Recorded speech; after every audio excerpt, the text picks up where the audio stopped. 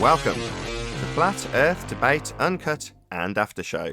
I'm your host Nathan Oakley, and if you are new to this channel, or you've not done so already, then be sure to subscribe, hit the bell notification icon and join button if you'd like to become a Nathan Oakley 1980 channel member and keep up to date with the Flat Earth Debate. If you would like to support the channel, there is a super chat that runs alongside each of these shows while they are premiering. There's also a PayPal, Patreon and crypto link in the info box below the video. Speaking of Patreon, I'm going to do a quick shout out to all of you who do support me on Patreon. So a massive shout out of thanks and appreciation to Melby Styles, Troy Shuka, Bo Snail, Joseph Pizarro, Samson, Maris, Mobile Max 777, Neo the One, Lost Cat FE, Rob W, Open Minded, Reese Pound, Del West Watson, Mike, Muted, Dick Earth Skeptic, NA Literalist, Maria Neelands, Unbelievable Productions, Blue Ridge Ranger, Rob H, The Real Gabster, Windrider, Liam Nedrick, Abraham Mohammed, Naibai, Adrian Quintana, Skeptic 936, Life is Short, Fireball X, FlatEarthChannel.com, Texas Mike, Edwin Johnson, Kirsten Smith, and David Wayne Foster. So a huge, massive, enormous thank you to all of you for supporting me on Patreon. Also below this video, there is a link to get £50 for swapping your UK electricity supplier to Octopus Energy. With that, I'm going to hand over to whoever is in Discord and Google so you can enjoy their conversation while I set up for today's live show.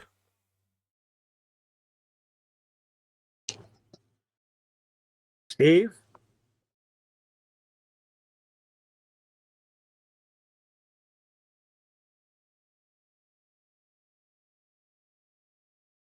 Can anybody hear me? Yeah, I can hear you, Neil. Hello. Steve can't, unless he's deaf. Must be something going on with Discord. I think he's just not in front of his mic or he's doing something or whatever. Came off mute, said hello, muttered a few words and then disappeared. 10th man just joined and disappeared also. What's up, man? There you go.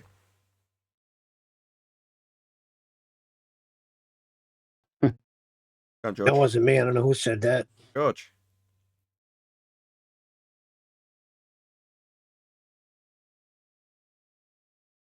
Gonna be one of those days. I can just sense it. See what happens when you take one day off? Everything goes crazy. One day off and everything goes to Once shit. you know how the trick works, once you know how the trick works, the magic doesn't work on you anymore. That's correct. Talking about the Mars landing, I can only assume that's what you're talking about.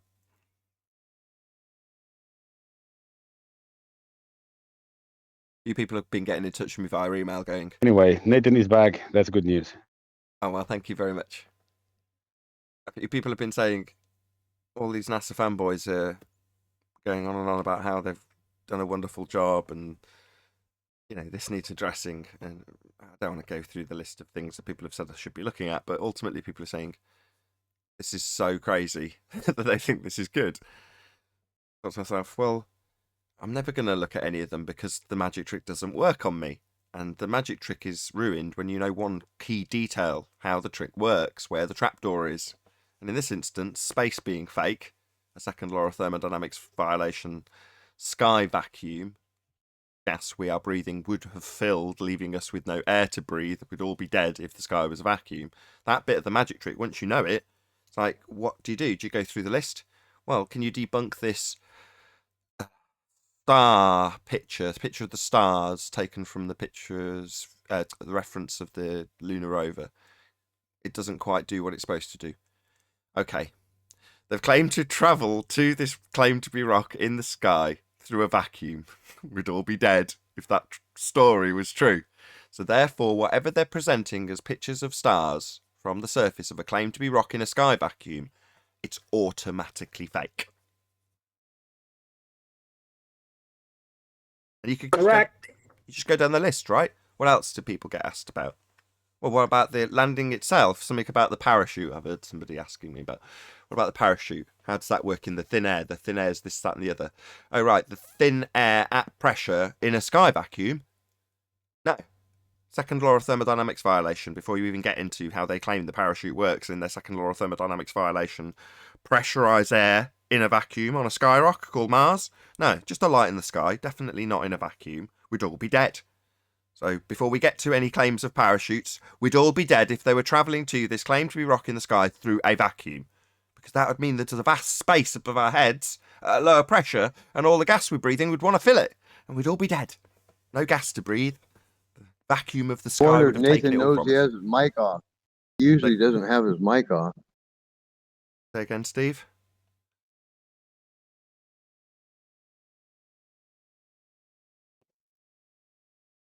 I don't think You Steve could hears still us. hear us anyway. Steve, can you hear Yeah. us? I just wondered. Might Can you be hear us? talking to those other guys. Steve, can you hear us? What's going on?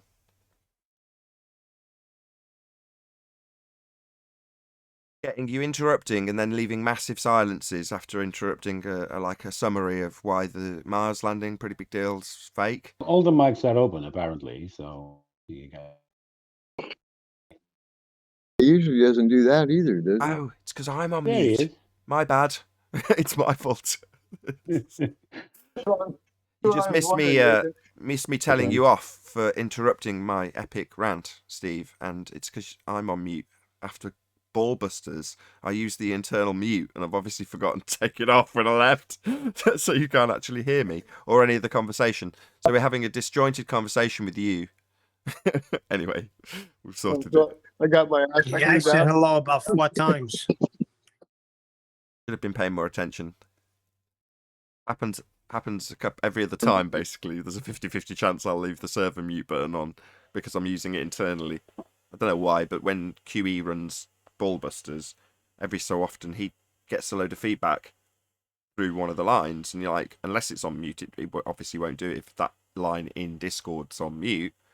But normally I can use my own desk's mute to cancel anything going through my line, and my line on the desk isn't going up and down, but it's still rolling around with my name flashing in Discord during Ballbusters, and you're like, well, I am causing feedback, I can't deny it, because there I am flashing away, even though there's nothing coming down my mic. There we go, just an anomaly with Discord when you use it with Voice Meter, I think. Anyway, that's why I was on mute and you couldn't hear anybody, Neil, and they couldn't hear us. Can I get a mic check? Hello, 10th man. Finally. Morning, Ken. Morning. We don't know Nathan, what happened to you. Your issue is totally different. well, I had to reboot just to get on, so no worries. What show is this, Nathan, since Friday was skipped? 1362. Thank you. So how goes it?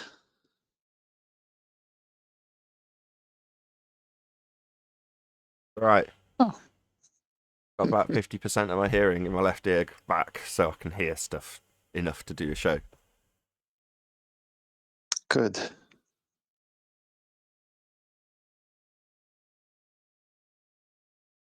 So we were talking about Did you have one of all this talk about Mars and landing, but it's a violation of physics and we'd all be dead.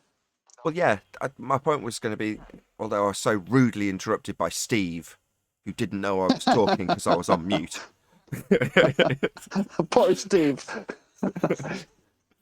It doesn't matter what anybody throws at you in this regard. They can ask you to justify why are the stars not quite as they should be? Why does the parachute not quite work the way it should work? Or whatever they come up with for a question about the Mars landing. It will all start with me replying, they've travelled through a second law of thermodynamics violation sky vacuum to get there. If that was the case, then we'd all be dead. We'd have no gas to breathe.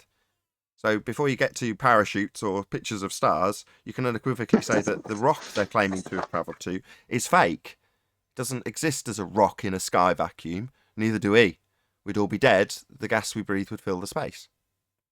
So basically, something like Flatzoid said the other day, if we were in a closed system, we can't get out, and if we're in an open system, we'd all be dead. Yeah, basically. Well, makes sense to me. We know it's a closed system because we need the antecedent for the gas pressure we're breathing. That is a container. A necessary antecedent for gas pressure. So without the container, there can be no pressure. Therefore, what do I need to prove that we're in a pressurized system? Well, just breathe in and out. There you go. There's the gas pressure. We're breathing. It's definitely here. Well, definitely not a sky vacuum then, because we wouldn't have any gas to breathe. It would have all dissipated into the sky vacuum.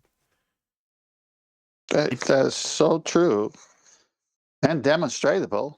But what they say is not demonstratable and so untrue. Yeah, they've got video footage claimed to be from a second law of thermodynamics violation. So, to summarise, any claim that's put your way in terms of this is what's being presented as the Mars landing, well, no. It's taking place in Narnia, a fake place. So, beyond the claim that the sky is a vacuum in violation of the second law of thermodynamics, if it was true, we'd be dead. There's no need to debunk anything that's claimed because it's automatically fake. Can't not be fake. They're not taking video footage from a fake place. Likewise, you don't have to justify anything that takes place in Narnia. Right. Well, the scuba diver has air in his tanks, and he may have a time limit of 40 minutes or over an hour to dive until that air runs out. And he's got to come and refill those tanks. I mean, isn't that a pretty good example as why you can't go in the water without a tank that could hold the air? You couldn't have any air to begin with if it didn't have a container.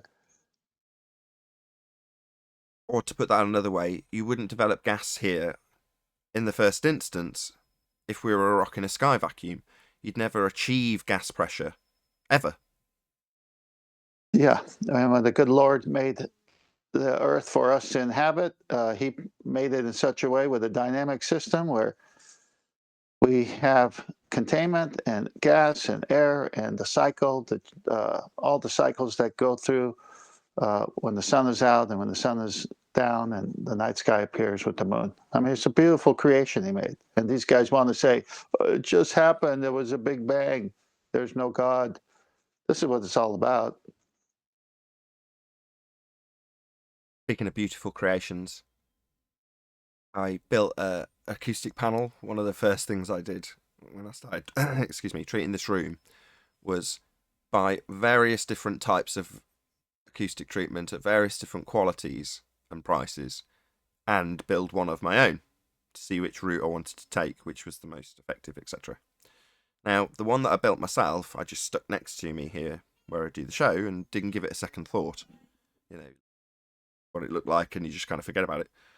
And then, I don't know, about a week or two ago, my wife looked at me and said, that's ugly. I was like, all right. It's like, I want that to be. And then she said, proper acoustic treatment, i.e. stuff, expensive stuff like I'd put everywhere else. So I was like, so you're telling me to put more treatment in? Bearing in mind I'd already got a plan for the ceiling corners anyway. And she was like, yeah, I do. So I was like, wonderful. So I ordered a piece. I'd already got one that I changed its position just to get it where she wanted it. So it was like cemented in that I'm going to have to get a replacement. You know what I mean? It's like, well, that's got to get one now then. So That's awesome. Hey, Arwin. Oh, Hey, Arvin, good morning. I've ordered 3 boxes, 3 panels. Nice. I call them boxes because they are, but they're acoustic panels. And after that, I've got 4 more to buy, and that is it. I've run out of space then, which is what they tell you. There's no more wall. run out of space. Yeah, well, that's what they tell you when I started researching the actual acousticians who actually treat people's houses and get paid for it. You know, the ones that are willing to share their info. They basically say that in any small room, and a small room is anything the size of a classroom down, for the sake of argument, well, you'll reach a point where you haven't got any more space to treat, you know, before you achieve a flat frequency response. In fact, you'll never achieve a flat frequency response, which is the ultimate gain. You just don't want any reverb to clutter up what I'm saying to the audience and clutter up what I'm hearing from you guys as you interrupt me constantly. You know, that's very important. Hey, you guys. Good morning. Good morning. Good morning. Hey, Nathan, you ever thought about renting out your studio once it's done? Yeah, I mean, it's weird because I also had a load of amplifier repairs that were done, and I've got 1, 2, 3, 4 of them, and over a period from 2019 onwards, slowly getting these amplifiers repaired from a very specialist amp tech. And he's old, no offense to the guy, but it takes him a long time. So each one was taking months to get fixed. And the last one, which is the worst, is the most horrendous to fix. It's got 3 channels in one box, so it's very tight in the box. He's had it for about 8 months. I'm not even joking. So about, I don't know, I think it was back in July. Yeah, it would have been July. I bought a subwoofer. And the reason was because I had a subwoofer. We moved the room around to treat it acoustically, and I moved out the space that I had for the subwoofer I had. So I'm like, I've got to put it at the front of the room. I'll buy a better one, which I'd always intended to do. I'd always wanted to finish it off with a decent subwoofer because mine was cheap. Not cheap. I gave it to Anthony, actually. It was a very good subwoofer. But I need it to know when there's anything subsonic going into the audience's feed. If you can't hear it, you don't know it's happening.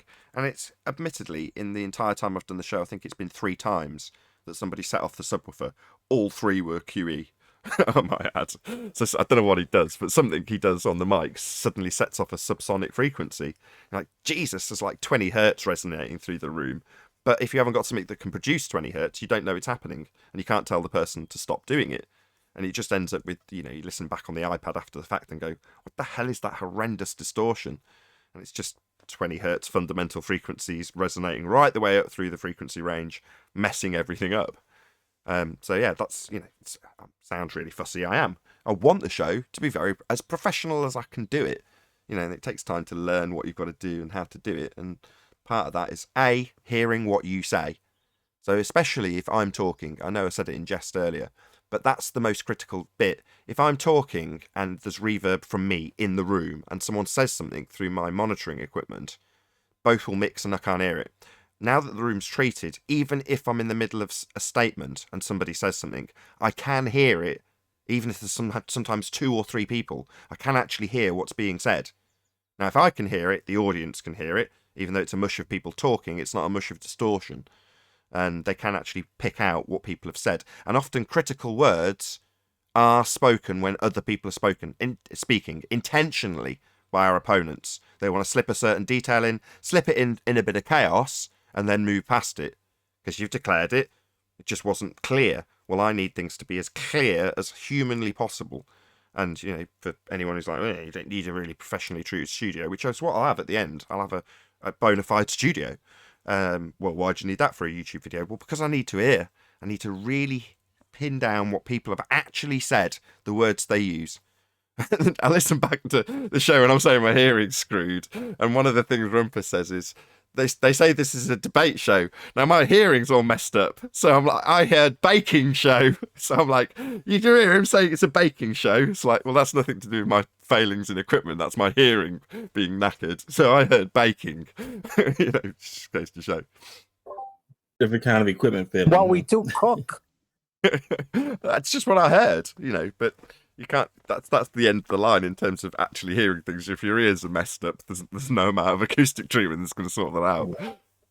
Did someone plug my cooking show? Is that what was just happening?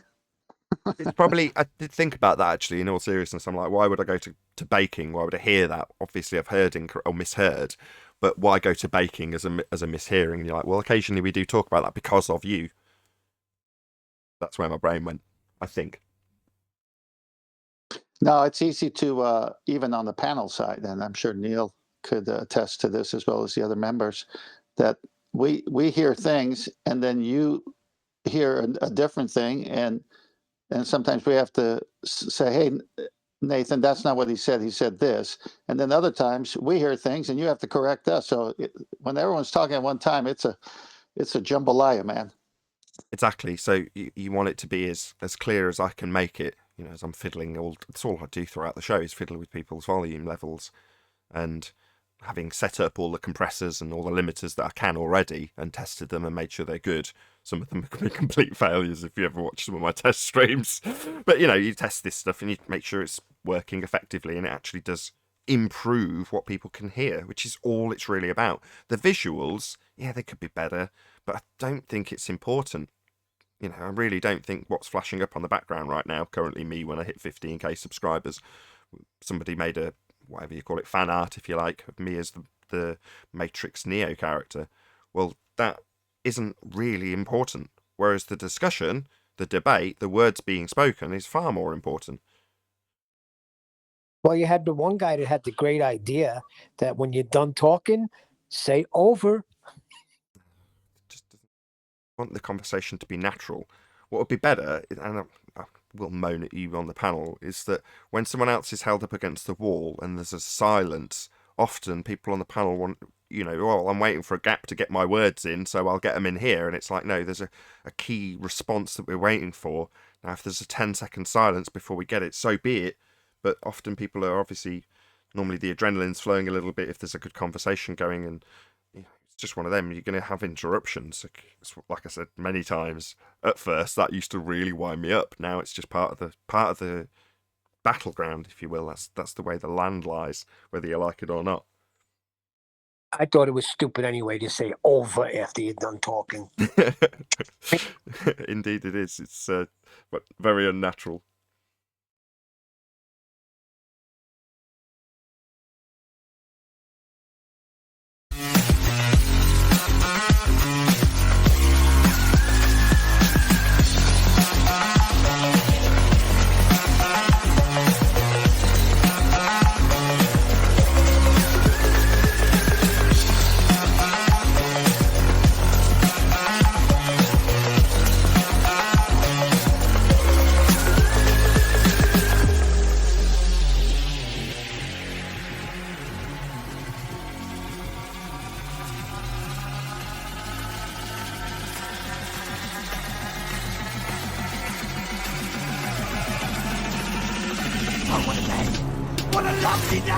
Welcome to Flat Earth Debate Live.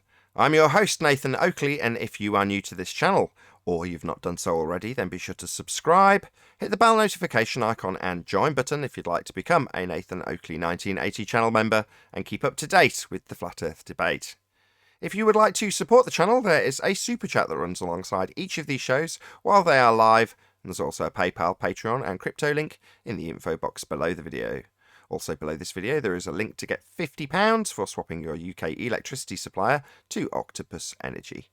Most importantly, if you'd like to join the discussion, simply mute the page you are currently watching, then click the link in the info box below this video to join the panel and express your views on the nature of Earth. If you do join, please don't swear. If you do, you'll be ejected, and if you are, please don't try to rejoin the stream using sock accounts. You'll be warmly welcome back on the next stream. Please also share the show on social media. Sharing the show obviously increases the live audience, but this in turn increases the chances of a more diverse panel, so please share the show on Facebook and Twitter. One last time, if you're new to the channel or you've not done so already, then be sure to subscribe, hit the bell notification icon and join button to keep up to date with the Flat Earth Debate. Now we are joined by 10th Man, Neil, Arwin, and a whole bunch of people in Discord, so welcome one and all. Good morning, everybody. Hello. Hello. Hello. Good to have you all.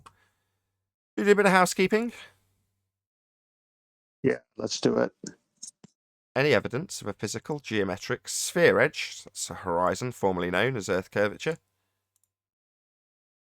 Not since man has existed, and the black swan, and a death to their model, because their radius isn't there to show the curvature where it's supposed to be. So the model is dead. All the books written about it being there, when it's not, that's dead. Well, how can you say the How can you say the model is dead? Because everything works out. No, it doesn't work out. That's why you can't demonstrate the model in reality. In reality, it's dead, but the model's not dead. The model works perfectly for them. No, most models. Wait, what model? Most models are made after something real. Fair question, though, you were asked. Who is that? Was that George? Now, I was going to ask, what is the physical part? It's the physical part that is missing. He's already declared that math. Somebody said what model, I think. Who was that? Yeah, I said, what model are you talking about? They don't have a model. Question. Oh, not a working one. Let's see this model. I mean, we know what their model's based on, though, right? R. Any evidence of the R value, Earth radius? Well, it's supposed to be 59 miles from the center to the surface of their model. And the curvature would have to be based on the observer's height and based on the black swan and many other observations. It's not where it's supposed to be. In fact, it's so off that the Earth's circumference would be past the moon. If you calculated the black swan image as a physical geometric spheroid horizon, then yes, your R that resulted from the maths with dip angles would give you an Earth that was beyond the current claimed orbital path of the moon. It would be beyond that path in terms of its physical size. That's right. Nonsense, because we don't have a physical geometric spheroid horizon. We only have one horizon. The horizon in the globe model is physical and geometric. The horizon we see in reality is apparent, non-physical.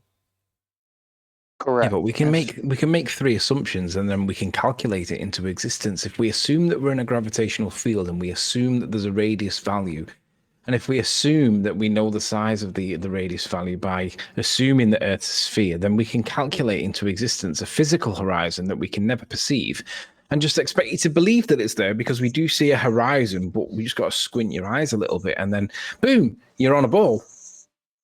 Right. That's a lot of assumptions, Anthony.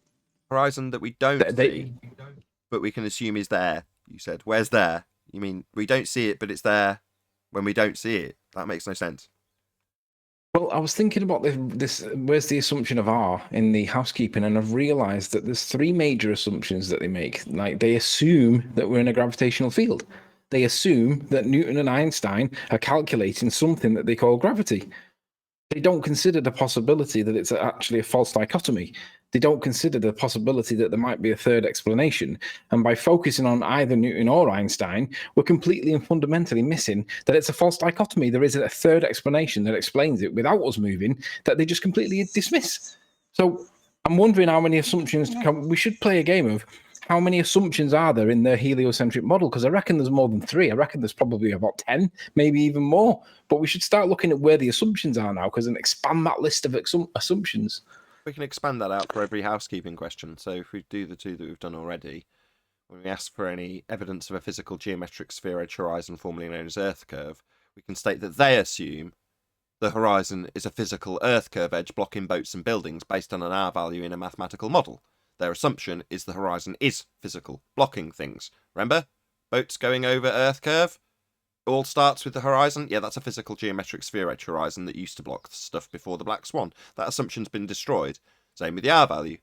Although that is the most base of all of the assumptions. What are they assuming? Why are we asking about any evidence of this R value? Because that's the base of every assumption they make ever when they declare the Earth's a sphere. They start with the assumption of the R value. You could move on to... I was going to say distance to the sun, but because you're here, Anthony, might as well go with what we discussed already. Don't go yet. Go on. Don't go yet. Don't go yet. Go to the master B, pop up that image I just put there, and let me show you what Eratosthenes assumed. Okay, it's on. Yeah, okay, so you see, if you presuppose, like Anthony is saying, that you live on a sphere, then when you take a sighting that the way the Eratosthenes story goes, of the sun at zenith in Cyan, which is the bottom picture there on the right, there's no shadow cast in that well. And then you go to Alexandria, and there's a shadow, an angle, and we'll call this one A1 on the globe here, just as an example. Then you're saying, oh, well, the reason we have a shadow in Alexandria is because I assume we live on a sphere, and it's the curved surface of the sphere causing the shadows. And then you also have to assume light rays from the sun are coming in parallel. So based on assumption that you live on a sphere, begging the question, then you use shadows based on a radius. You have to tie it to a radius. So you say, all right, well, it's 1/50th of the Earth's circumference. So this is the size of Earth, and we have a radius. But light has to come in straight, which it doesn't. And you have to assume you live on a sphere. Or you can go to the left side of this picture and say, if we live on a flat plane, the same thing could happen if the sun is moving and the Earth is stationary. So the Earth is stationary. The sun is over that one pillar there. So that's its zenith. And the pillar to the left, A1, on a flat plane, has the same shadow. It's all Well, assumption. there is a point that they push beyond that. They always say, well, if you have 2 or 3 observers, maybe 4 observers, then you can't have it on a flat plane. But the problem is, on both models, the more observers you have, you always get 1 or 2 erroneous values when you calculate it or when you measure it. So that if you look on Sly Sparkane's test when he tried to do the Eratosthenes experiment at some point 2 years ago, look at all of his collected data and all of his measurements. There's 2 in there that clearly don't match the rest of the pattern. Now he ignores them and he focuses on all the ones that supports his story. But look at the 2 that don't support the story and they don't support either model. And it's like, why do they exist? And I don't know the reason. I'm just saying that it doesn't model out on either model. Well, let me give an answer. Nathan, put up the next picture. Done. Okay, this is why their model doesn't work. Light doesn't come in parallel. It's over. Yeah. No matter what they do with 2 or 3 observers, 5, 6 observers, I could pull this picture and a boatload more. That light doesn't come in parallel, so you can't do it because that's the only way it would work on a sphere with an arc. If you want to use the arc as the causation of the angles, because you have to take it to the radius. And if you take it to the radius and say that's where I'm observing it from, well, then light must come in straight, but light doesn't come in straight. So they're dead right there. Second, the black swan. Let's measure this curvature based on your radius. And obviously, those 2 oil wells are not where they're supposed to be. I'm sorry, the horizon has to be in front of them, and the horizon is well beyond 10 miles. So it's over both ways. Hey, Chocolate. Good morning, guys. It's, hey, Chocolate. Hey. So Hey. the globe is dead no matter which way you do it. What It's dead will from so many different perspectives. It's unbelievable. Yeah, I heard Neil deGrasse Tyson say, oh, but if you bring a 3rd well, it can work out after he says that, oh, the Eratosthenes, that works on a flat plane too, except when you bring a 3rd well. Okay, Mr. What is he? Astrophysicist? Magician. I like to, magician. Yeah, why don't you show me straight rays from the sun first? He's literally a magician too. Did you guys hear about the magic speed? Magic what? Sorry about that. That's okay. Magic what? Magic what? Magic speed. Magic speed? No, tell us all about it. Hang on, I know what it is, but go ahead, Chocolate. So supposedly, he was talking to this guy that he always talks to on that Star Talk show or whatever about all these craters, quote unquote, that are on the moon. That all look like they were just, made completely, they're all 90 degrees from Earth. At least they appear to be so, with no angles or whatever. So he's trying to explain how this is possible. And what he says is that supposedly there is a magic speed that these asteroids can achieve, that they can impact the moon at no matter what angle, and it'll always look like that. Sounds like a He story. literally said, "I'll I- send the video to you. I'll I- post it in Master B." But it's hilarious because he literally says it's a magic speed. And he gets away with it. Yep. Give me a sec. I- I'll post it so you can listen. It's a classic. Great story. Yeah, it's a cool story, all right. Wait till you hear it. Give me a sec. Any evidence of the distance of the sun? Sorry. Distance to the sun? Anybody? Feel free to pipe up, Discord. What is the sun? Discord. It's over I there. do want to. Nathan, would you mind sharing my screen? Sure. Distance to the sun. This is a video. It's an oldie, but it's probably one of his best videos. I've never worked out how he did this, but P-Brain, it's one just sort by most popular videos, and it's up there. Crepuscular sun rays, 3 minutes 14 seconds in. He basically shows if the sun rays were parallel, you couldn't have crepuscular rays because on their model, all of the sunlight coming in from the sun is parallel. Now, the way that would be demonstrated to us, if it was true, is that we would have across the whole horizon, we would have continuously vertical lines never, ever, ever angular. They would always be vertical. And he's now going to play, or he's going to show, I don't know how he did this, but it's brilliant. He's going to show vertical strips across the whole horizon to demonstrate what would be seen if we were actually living on a plane with vertical and parallel lines. There we go, lines of rays coming in. You wouldn't get these crepuscular rays. You would get, let me find the bit where he does it. Thought I had, there we go. There it is. I don't quite know how he did this. So shout outs and kudos to P-Brain. And it's coming up any second. There we go.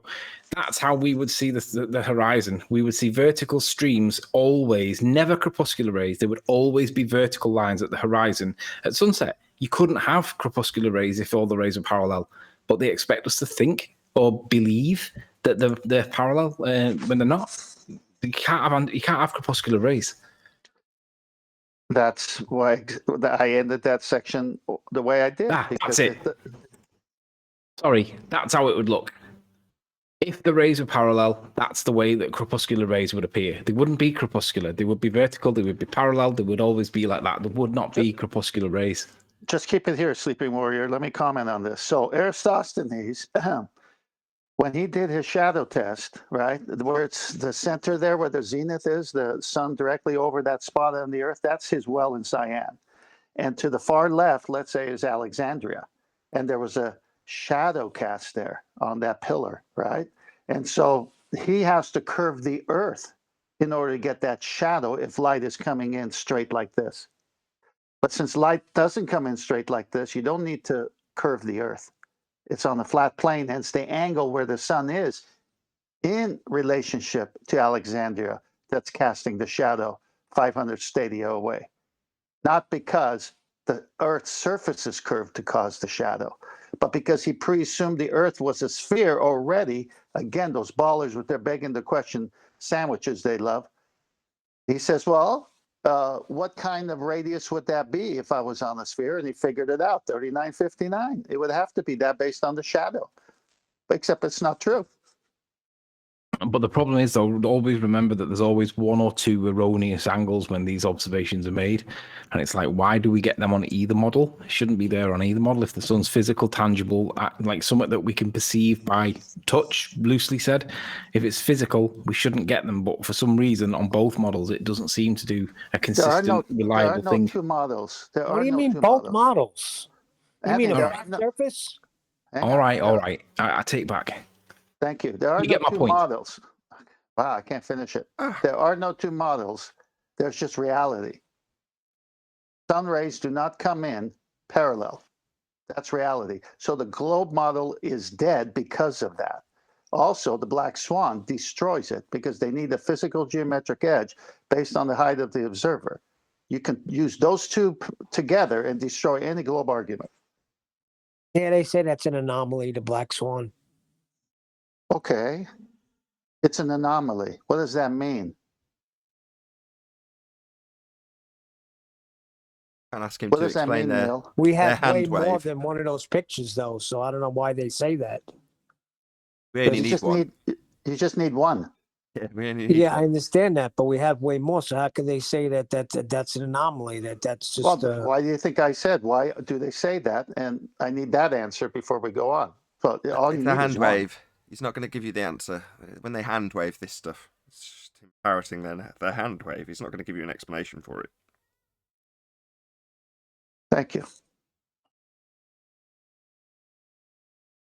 Godzilla 37 says, "War is peace, ignorance is strength, and parallel is divergent." Thanks for the super chat. But I don't understand it either, because that's why we call it a black swan, correct? Because all you need is one black swan to prove that all swans are not white. Karl Popper analogy is as follows, right? If all swans are white, you only need one black swan to demonstrate that to be false. Now, the assertion is carried over by comparison or by analogy with the assertion that we have a physical, geometric, sphere edge horizon that blocks boats and buildings in the distance. Do we all forget that we're arguing about how much we should or shouldn't see at the bottom of stuff because how the physical Earth curve got in the way? Well, that's an assertion that horizons are physical. Horizons are Earth curve. That's your white swan. Horizons being physical and blocking stuff. That's what it asserts in their maths. They calculate all day about how much it should or shouldn't block stuff at the bottom with its physical Earth curve edge nature. Well, you only need to show one non-physical horizon to disprove the assertion that horizons are physical. Because that one isn't. That's a black swan by comparison, with the Karl Popper analogy being a black swan being demonstrated to show that they're not all white. Well, they're not all physical geometric blocking boats and buildings. That's what the black swan destroys. Now, for you to have a comeback, which is, well, it's refracted. The horizon is going to be refracted with an R value. That R value, terrestrial refraction, requires the horizon to be physical to measure it. So they're screwed. Earth curve debunked. Horizons are not Earth curve edges.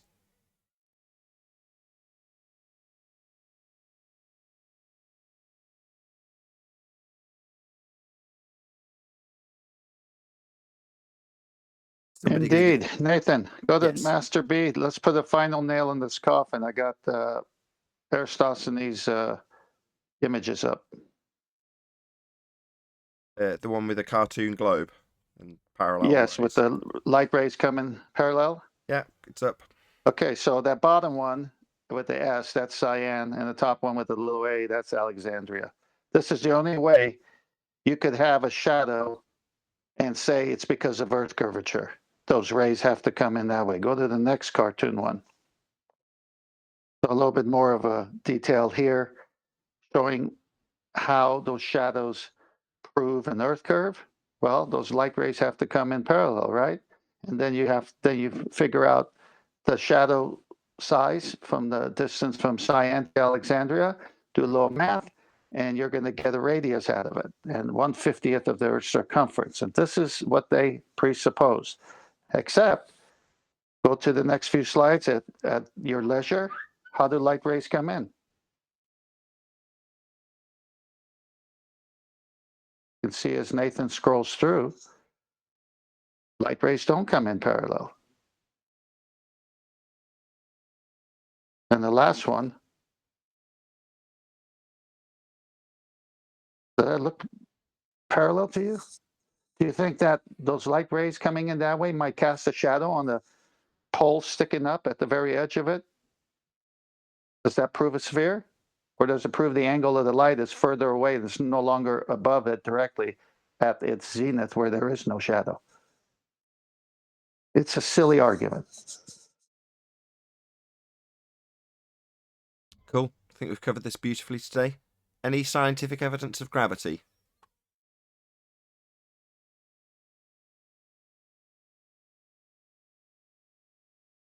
No, but there is a sign of a magic speed in Master B and Ballbusters.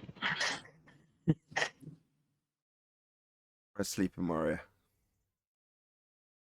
If we live on a sphere, shouldn't we need gravity for that? If we live on a sphere, begging the question that we live on a sphere, wouldn't we need gravity to live on that reified assumption you've made?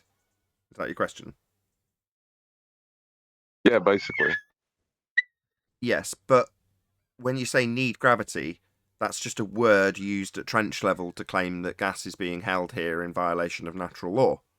But in reality, their gravity doesn't do that. So while they might need a word to get around a problem that violates natural law, gravity, in quotes, doesn't do that. So it's a weird one. Why would we need gravity if we're on a sphere? They need gas to go down, go boom, boom, like bouncy balls, solids that have been, suspended in the air until they become more dense than the air, then they fall back down. Well, they need gas to fall down, even though the water cycle disproves that. Or you can let go of a helium balloon and it disproves that. Gas does not go down, go boom, boom. It expands at high speeds in all directions. And at trench level, when you put to them that gas expands in all directions, they'll tell you that no, it goes down, go boom, boom with gravity, even though gravity, the bending of conceptual force space, is not a force.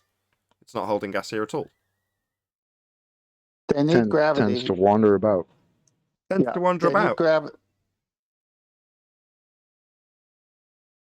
Yeah, Rumpus said that, but they need gravity because they hold on to their sphere globe model in an open system when it's spinning and going in all its gyrations in the universe. So they need gravity to keep the air here, go down, boom, boom. They need it here to keep the water on the surface of the earth. Because whenever you ask them to demonstrate a ball spinning and water on it, which direction does the water go? It's going to go outwards. And they said, no, but we have gravity.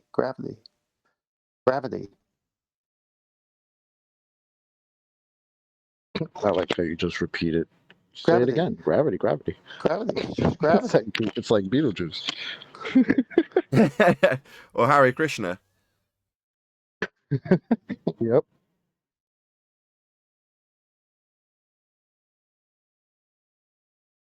Super Mario back with us yet? Clearly not. Yes, I'm here. What can I do for you? We had a conversation this morning about gravity. Yes, we did. Just give me 2 minutes. I'm just kicking the dog out for a WALK, so give me 2 minutes. I will carry on and come back to it then. We might probably round our house. Perfect. The magic speed video is 2 minutes long.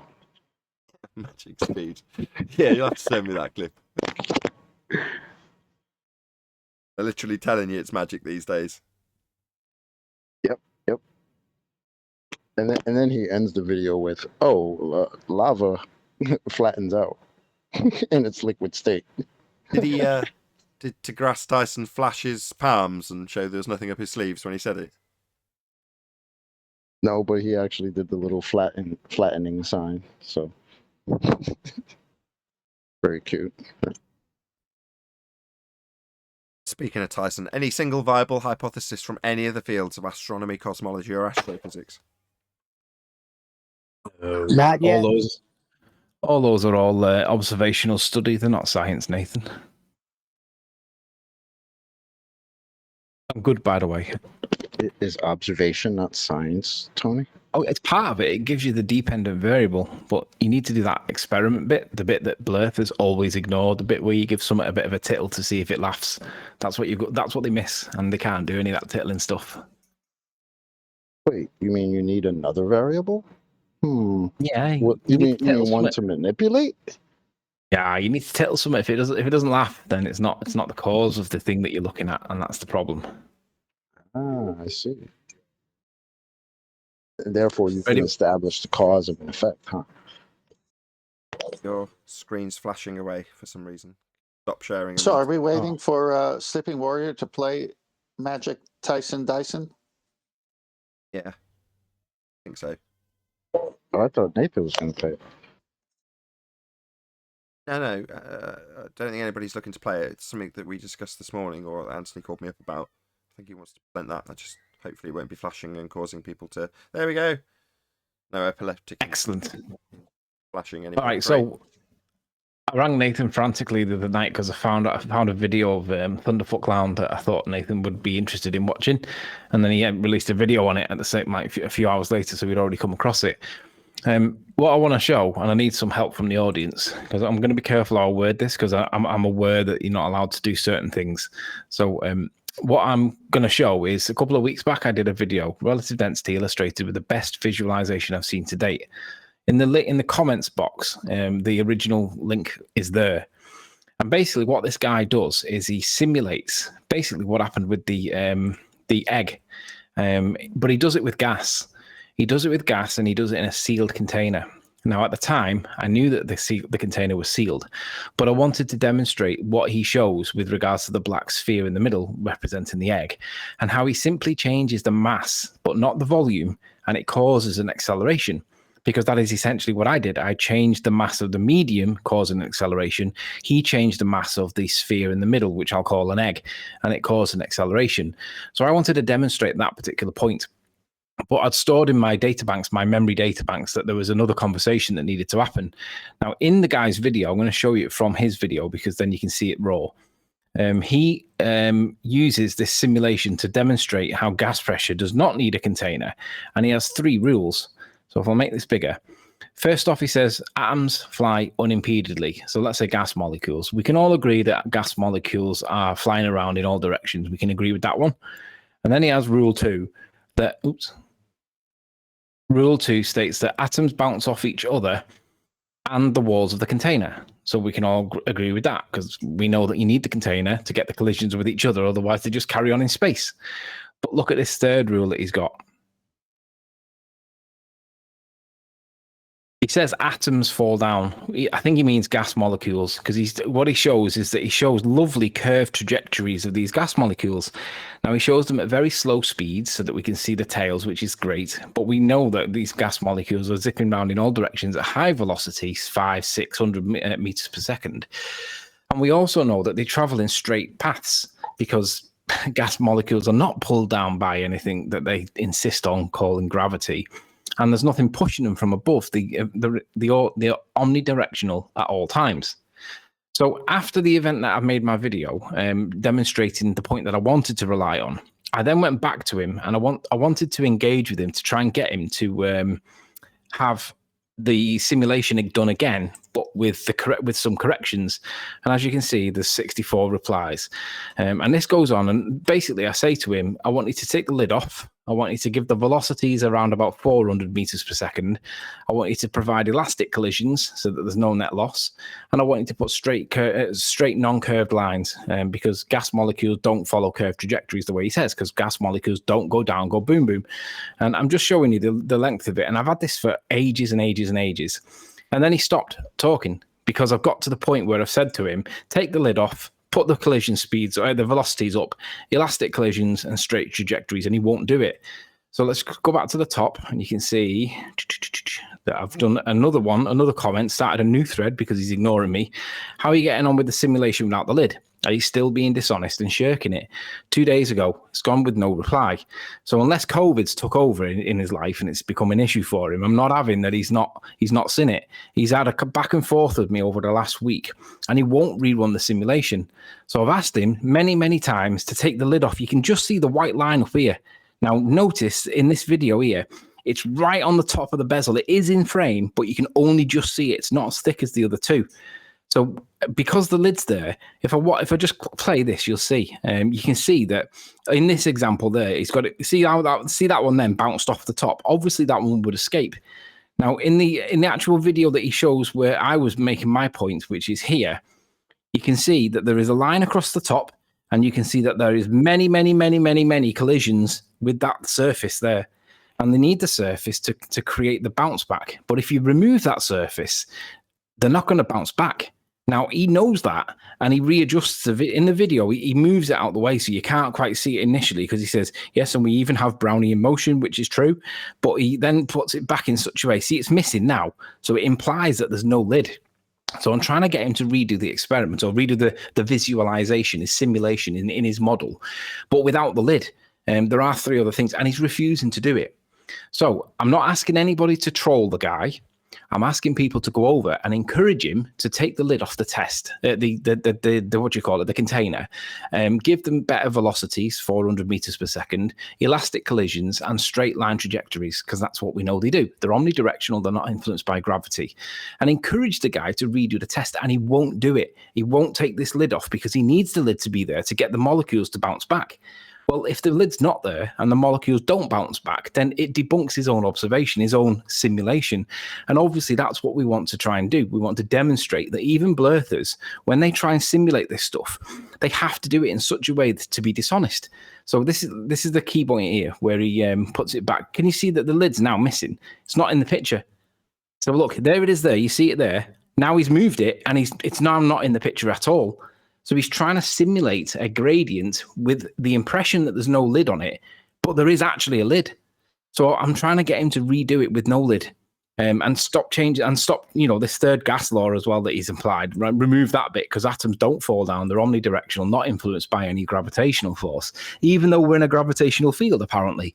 So just encourage the guy, not troll. Encourage him to redo the test properly and see if we can get him to do it, because I really want to see what happens when he removes the lid. I'm done.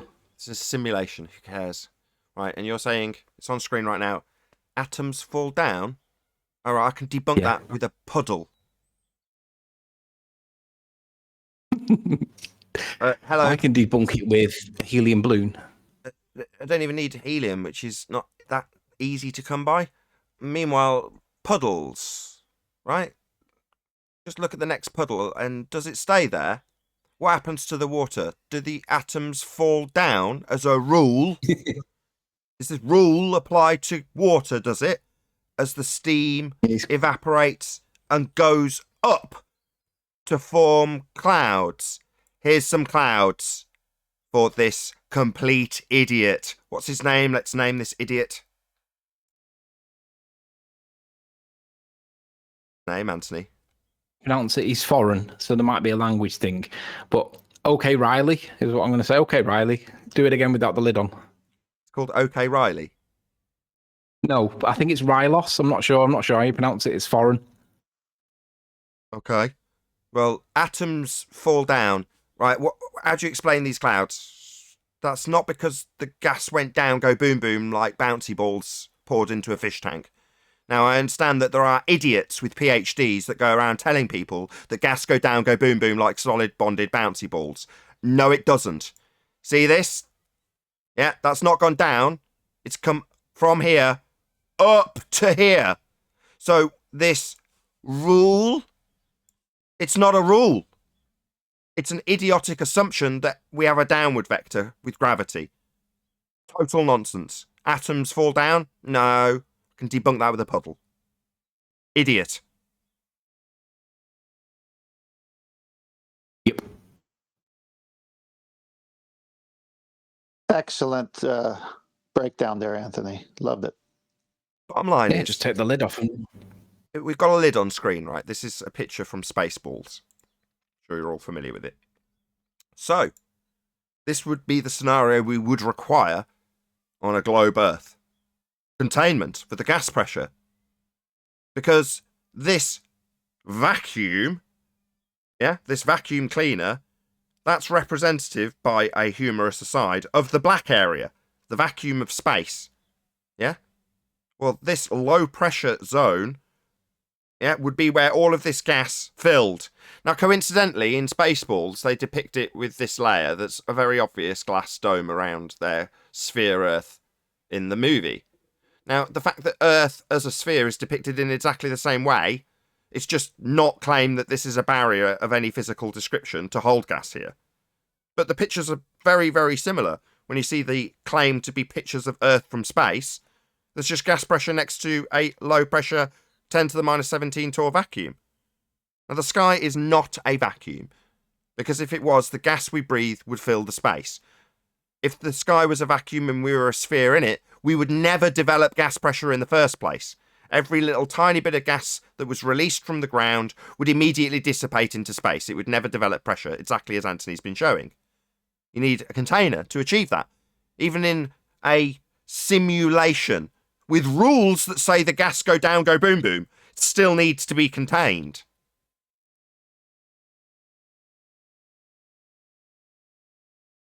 Space is fake. Anybody who hasn't caught on yet, let this be that moment where the penny drops. Outer space is fake. If it was real, if the sky was a vacuum, none of us would be breathing.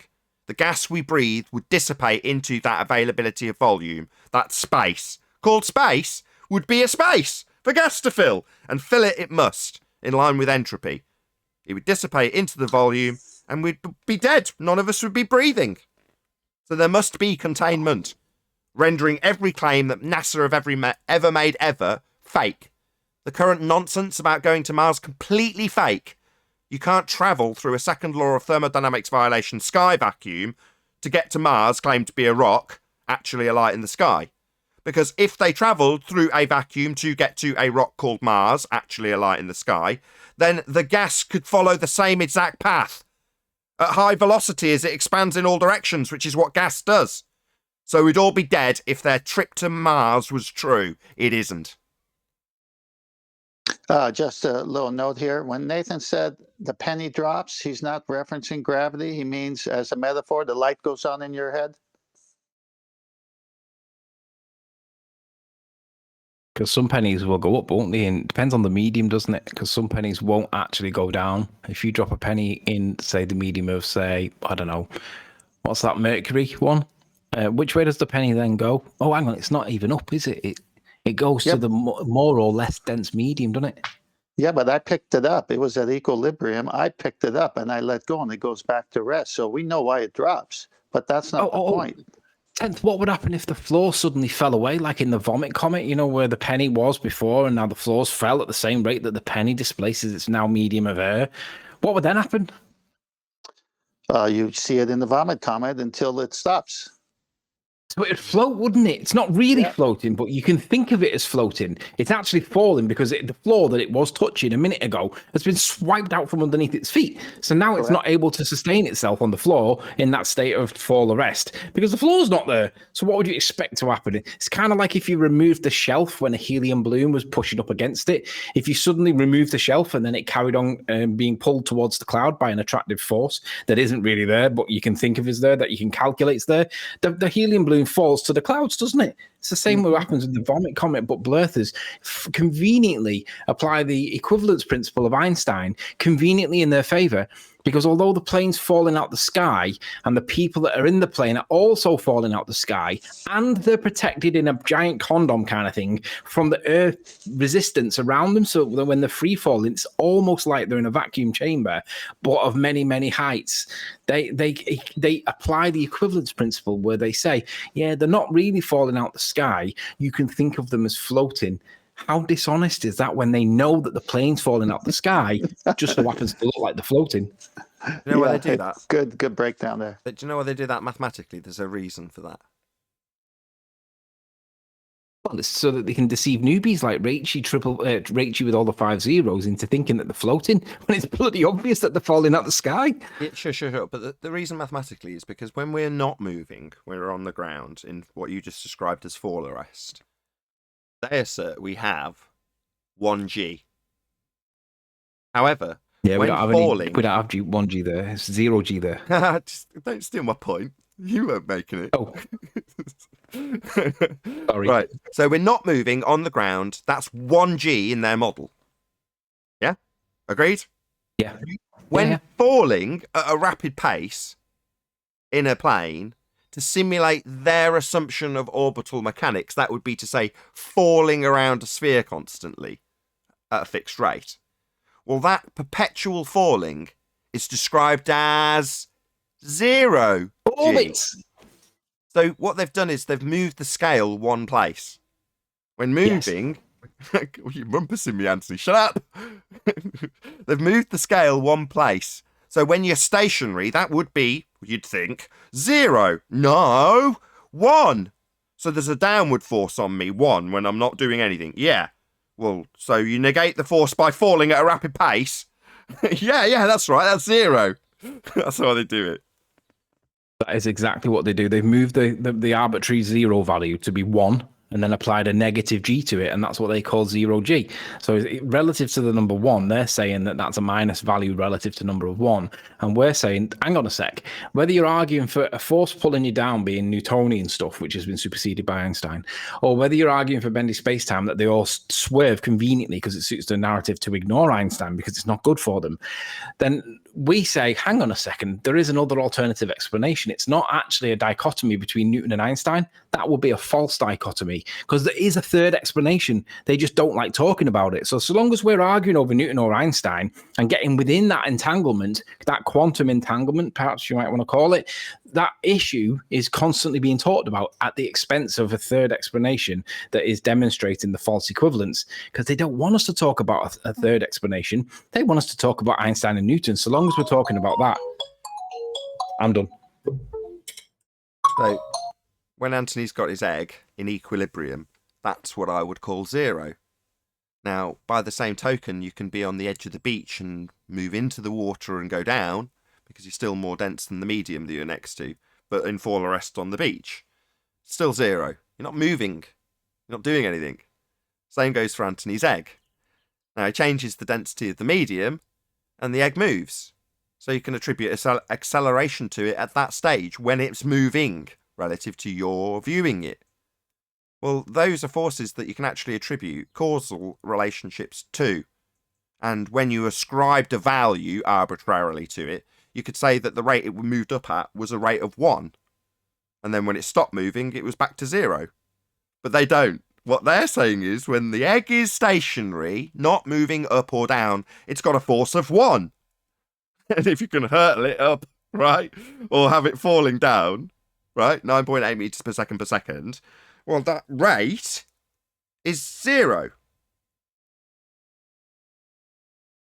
Total nonsense. They need a force and effect when nothing's happening. That's what they assert.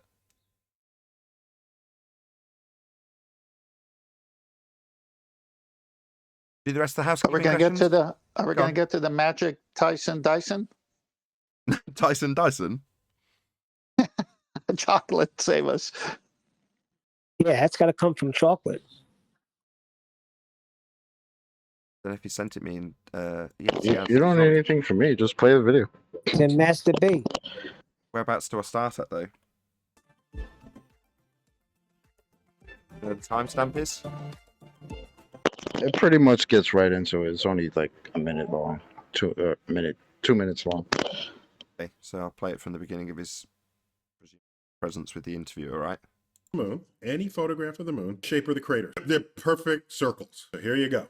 You ready? If you have an impactor that comes in straight into a surface, it makes a circular crater.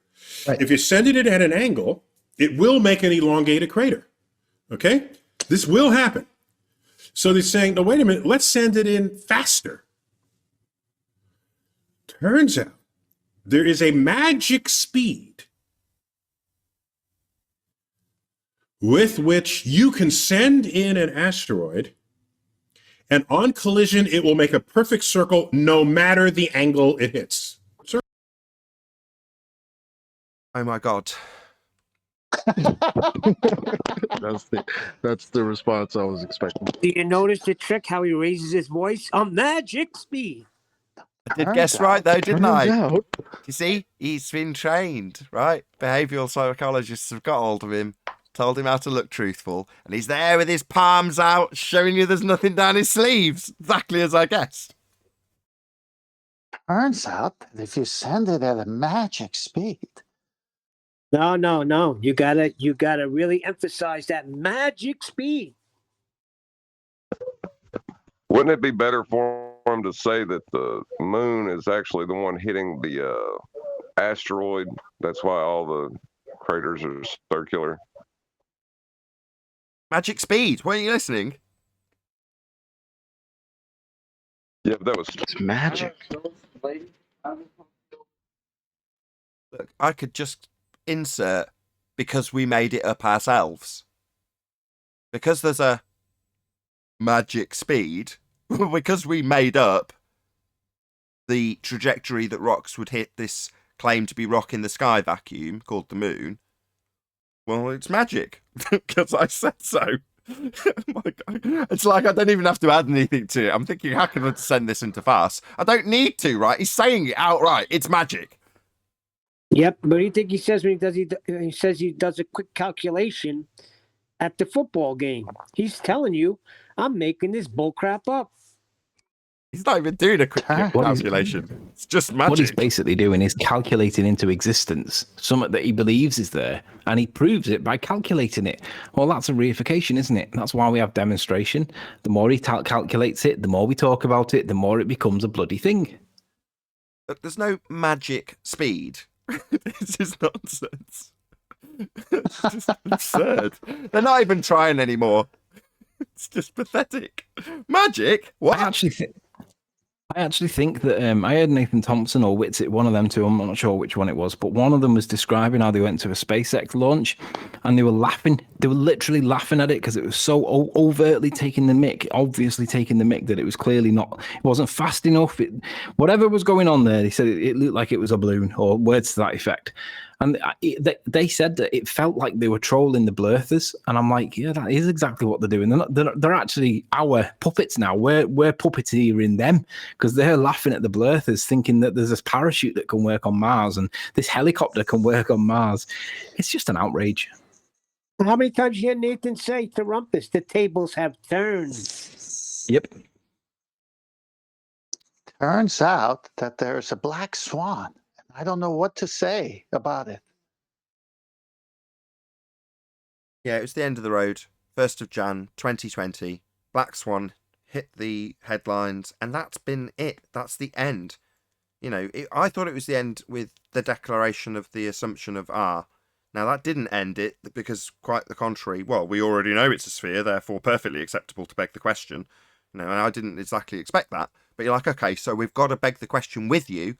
Anthony was right all along. That was the key to breaking it. Begging the question alongside them and then demonstrating how their assumption does not work and cannot work, to the point where they've got to tell us that their geometry's broken. The light to the horizon's refracted. The light is bent.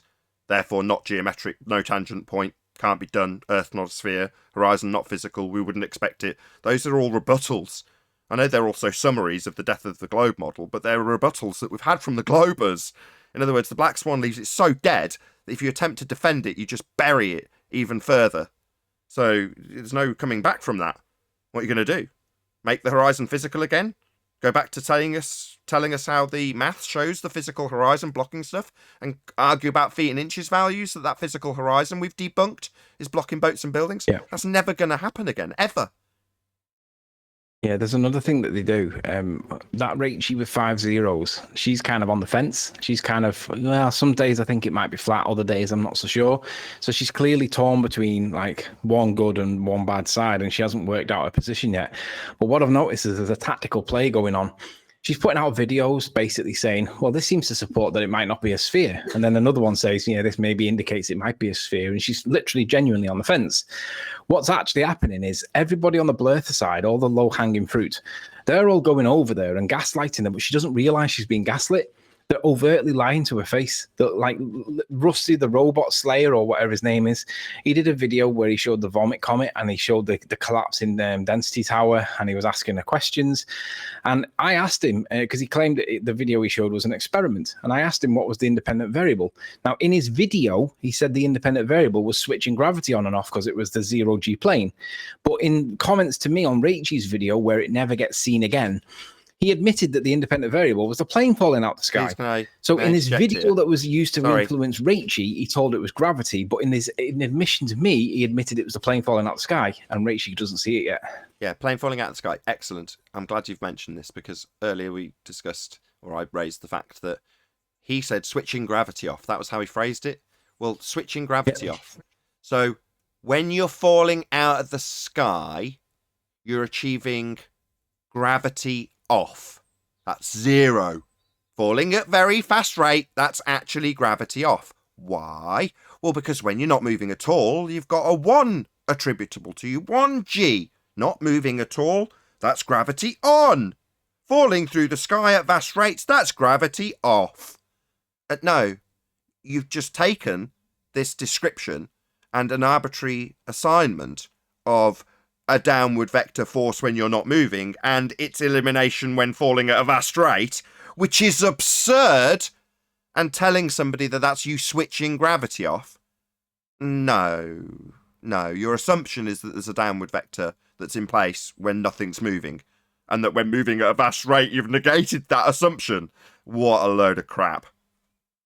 Yeah, but the worst part of it is, in his video, he's trying to make Rachel think that gravity's being switched off. But in his comment to me, in Rachel's video, he admits that the independent variable, because he claimed it was an experiment, was actually the plane falling out the sky. Rachel sees the video, doesn't see his admission in comments to me. So when I pointed out the comments of Rachel showing Rachel that he was deliberately and overtly being dishonest with her, I'm hoping that she realizes that he's saying one thing in his video and admitting something else where he knows it's not going to get seen. And I'm hoping she sees that he's basically lying to her because he wants to persuade her to go back to the ball. But Rachel's like, well, how do I know which one to believe? And I'm like, apply scientific method. Don't make it personal. Don't make it about me or him or Nathan Oakley or Bob or whoever. Apply scientific method. I've told her the independent variable is the presumed cause. When you tickle it and it starts laughing, then you prove that that was the cause. And if you tickle it and it doesn't start laughing, then you prove that it was not the cause when you thought that it was. So you got to apply independent variable. And then when you do that, you can't then say it was something else by inference. It's defined. So I'm trying to get her to get into scientific method so that she can weed out the wheat from the chaff. But again, if you want to go into her latest video, Rachie with 5 zeros, go into her latest video, look into her comments, give the girl some encouragement, because she's got about 15 blurter trolls that are all telling her that she's dumb. Now, whether she's dumb or not is kind of irrelevant. The point is that she's not applying scientific method, and she's not getting enough support from our side for whatever reason. Let her know that we're there, and that we realize that she's being gaslit by blurter trolls, because it is tactical. It is tactical intelligence warfare or information warfare, and it needs to stop because it's overtly dishonest. Yeah, I don't see it that way. I see it as misery likes company, and they're in misery because they've found this out and don't like it. That's why they fight against it. It's not like they don't know the Earth is flat. We've told them, we've given them everything they could ever need, and it's not enough because they don't want it to be flat. Well, therefore, they go after people and try and convert them back to their faith, because that will make them feel better. So it's them sharing their pain as opposed to some covert intelligence manipulation as you've described. But you're a conspirator a lot of the time, and you expand these things out into the preposterous and absurd. No. I resent that claim. I see the behaviour, and I see what you describe as. What did you describe it as? What was the phrase you used? Misery what? Likes company. Misery likes company. I see it as folly or do. I see it as like the scenario where a husband and wife have a tragedy where they lose their firstborn child, and because they can't accept it, they continue carrying that life on with that child, even though the child's not there. They live in a delusion. Well, I see that mother and father, although they are victims, they are living a life of a delusion, and they are both supporting each other to do it. So where you see it as one way, I see it as folly or do, in the sense that they are both holding each other's willy whilst they're grieving. That's how I see it. You're but grieving. I see it as the conspiratorial part, where they then go and gaslight people that are asking legitimate questions to try and scare them into thinking that they might be daft and getting this wrong. That's the bit that does go beyond for me. And I just think it's outrageous that, well, she's in a position where she's vulnerable. She can't perceive what's going on. And I look at it and go, they're fucking lying to you, Rachie. Literally lying to your face, but you don't see it yet because you think they're being polite. It's like pissing down your back and telling you it's raining. That's what they're doing. Yeah. But I see them in the comments, and now I view them in a very different way. You know, at the start of this path that I'm on now, I thought it was intimidating, you know, and them trying to pressure me, or like you're describing with Rachie. Now I don't see it that way at all. I see it as them coming and trying to convert people because of their own cognitive pain. They're struggling with it. Now you say folly or dur, they're sharing a fantasy or sharing delusion, and I agree with that too. But, you know, your scenario is very appropriate when you describe somebody losing a child. This is their child. The globe was their baby, and they've lost it. Now they want to share in the fantasy still, even though it's dead. I think both of you are right. I think Anthony's right because he's judging the behavior. And I think Nathan's right because he's also judging their behavior. And some have to do what Nathan says. It's the only way they could squish it, get the pain out, is to fight it. And Anthony's right because they're just victims of losing their baby. I mean, they're just like, wow. The reason why Nathan's incorrect, and I don't mean this in a bad way, but it's because if they were all in their little groups like they are when they go on to, say, Gem Panda's server, and they were just within their little groups, then that would be okay, because I can understand their pain, because that's their church, isn't it? Gem Panda's server is their church, in the same way that they criticize us for Nathan's being our church, or 24/7 Discord our church. I get that if they were limited to just that. But when they go beyond that and they spread their wings and they start influencing people that are clearly new to the topic. Now, wherever she's at in her journey, she's working it out herself. That's brilliant. But the fact that they will overtly lie to her face by saying on the one hand in the video it's gravity, and then saying it's not gravity, it's the falling out of the sky of the plane, that is where it goes beyond simply their own delusion, and it becomes conspiratorial because they're trying to deceive people overtly. And that's the division for me, where it becomes from innocent to intentional. But that's why you know it's a religion. Group, that's the third group. They're agents and they're trolls. So it's not the one that's just trying to fight the pain anymore. It's now he's become an agent. I don't think it's that. I don't. I think you don't what? Sorry. Just I don't think it's intentional. I don't. So how could you explain in the video he says it's gravity, but then in messages underneath where no one sees it, he admits that it's not gravity? How would you explain that if it's not intentional? Or cognitive dissonance? Because it's one of the Right. It's one of the cognitive dissonance tools that they use to live on a ball. He believes that. Does They he though? hold two positions simultaneously. Well, I that are don't in know. opposition. I'm not speaking to his intent, but I could argue it the other way, and it would just be as valid. No, you can, and I take your point. I don't disagree with that, and I think that your point is it is valid. You could ascribe malice to what he's doing, but this is where John would then say, "Don't ascribe to malice that which can be explained with what's the word? Stupidity." With that, I'm going to say a huge, massive, enormous thank you first and foremost to both Discord and G+ panels for making today's live show possible. If you are watching this on either Nathan Oakley 1980 or Nathan Oakley premiering streams, then stay tuned as there will be an after show to follow. Also, below this video, there is a link to get £50 for swapping your UK electricity supplier to Octopus Energy. Once again, stay tuned if you're watching on either premiering stream. I've been Nathan Oakley, and I'll see you all in the next video.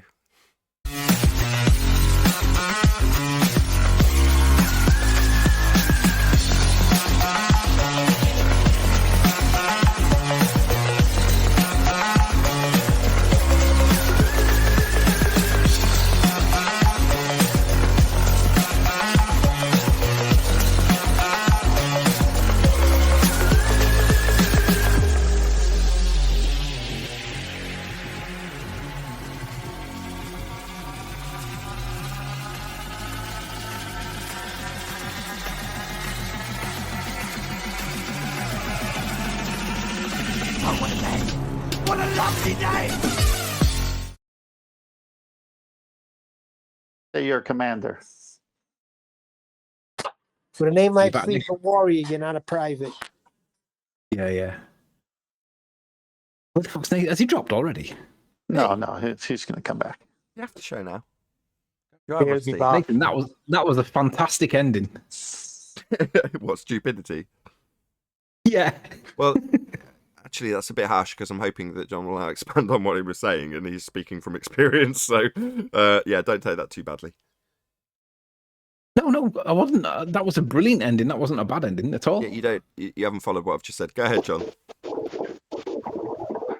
Right. I was saying that it's not about intelligence. It's about, I would think, more about morals and whether you're willing to accept paradoxes and contradictions as truth. I would disagree with John about stupidity. I think it's a moral position. I think that people are so different that all of it could be true. There are agents, there are people who are stupid, there are people who are, like what you say, cognitive dissonance at some stage of it. We can't just have a cookie cutter and say it could only be this one thing.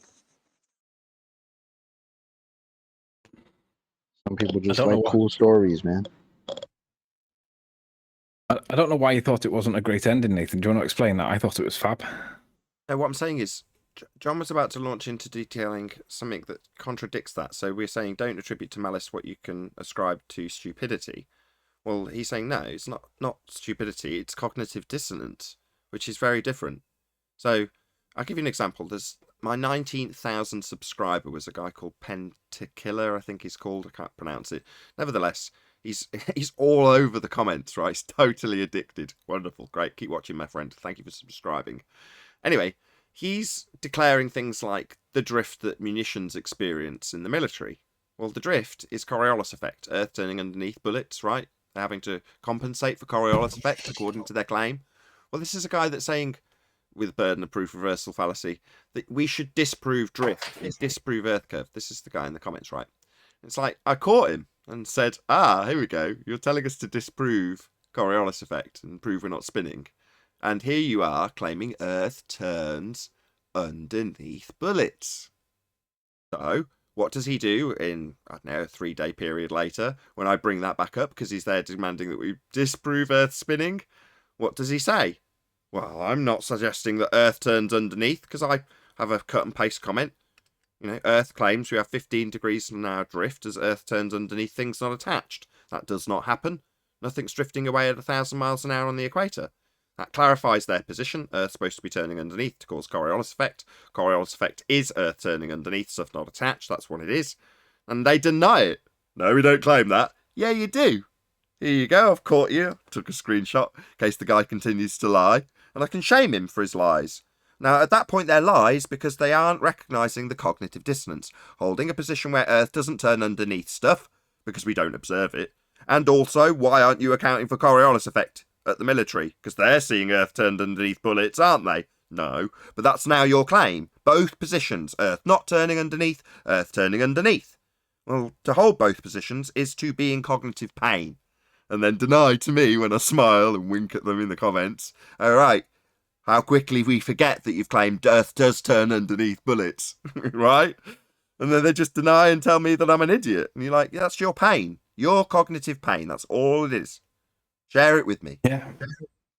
I had a genuine guy that was saying to me, like, can you explain to me why a brick falling out the sky and a tennis ball falling out the sky both fall at the same rate? And I said, of course, it's to do with how far away from equilibrium they are in the medium that they're in.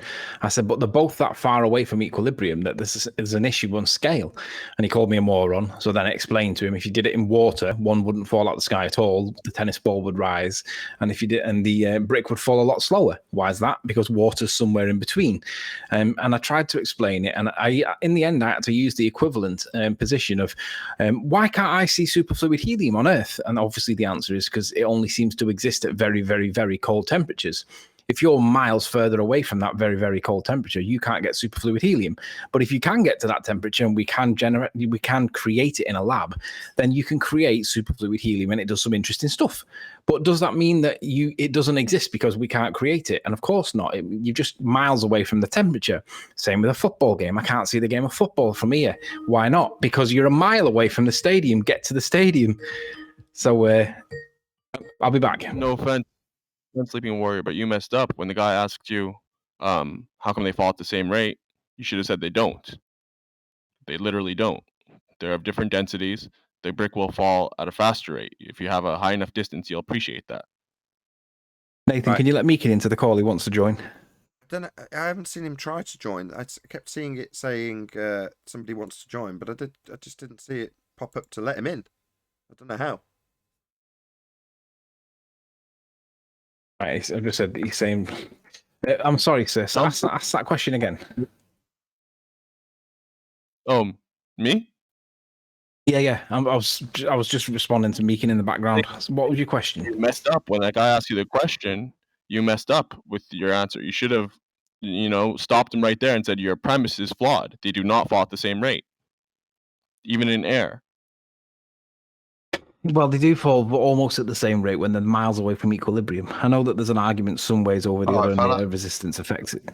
Adam, I've got you in on Skype because I didn't know what's going on, but there's a conversation going on. If you can just bear with %. Hello, Adam and Sleeping Warrior. Hi there. Hey there, Meekin. But I mean, even I wouldn't even say like miles from equilibrium. You could have like a drop test of a couple hundred feet or so, and appreciate that they fall at different rates because they're different densities. They seem to. The problem is you need massive amounts of research to do that, and with really tall vacuum chambers and really tall. I mean, they seem to. I'm not saying they do or don't. I don't really know. I've seen it go both ways, where some people say they fall at exactly the same rates, some people say they're different rates. I'm not sure what they actually do. There seems to be many factors that influence it.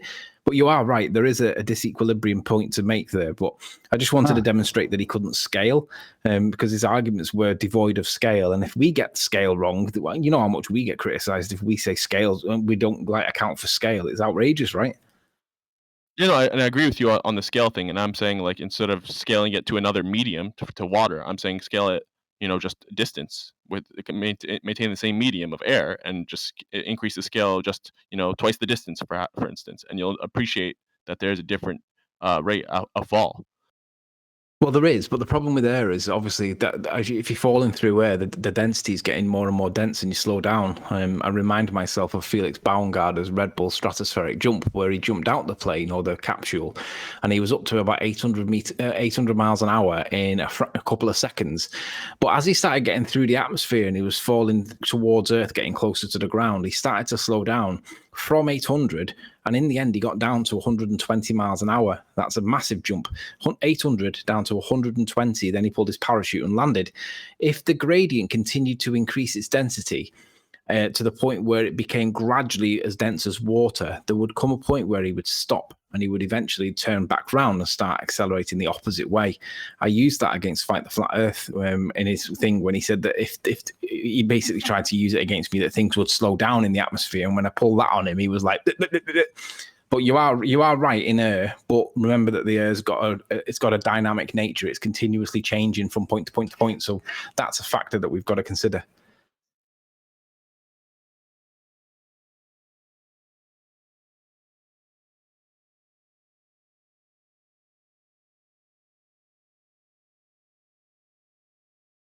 Wow, that was a conversation killer.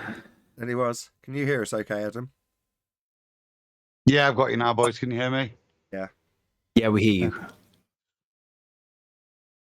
Wouldn't let me in. I'm not It's sure great why. because you were rumpusing the whole conversation when you joined. Unintentionally, of course. No, my audio was set up incorrectly for Skype, that's all. He can't hear us, can he? Yeah, I can. Yeah, can you hear me? Yeah, we can hear you. Yeah, Yeah, everything's loud and cool. clear. It's all cool now. It's all good. Now that everybody can hear each other, can we get on with it? Let's get it on. Get on with what? We are getting on with it. We are getting on I think with he's it. Well, Adam, reception. we're going to get on it right now. Hey, Adam. Yes, sir. Adam. Get Hello. stuff. Nah. How was your wingies?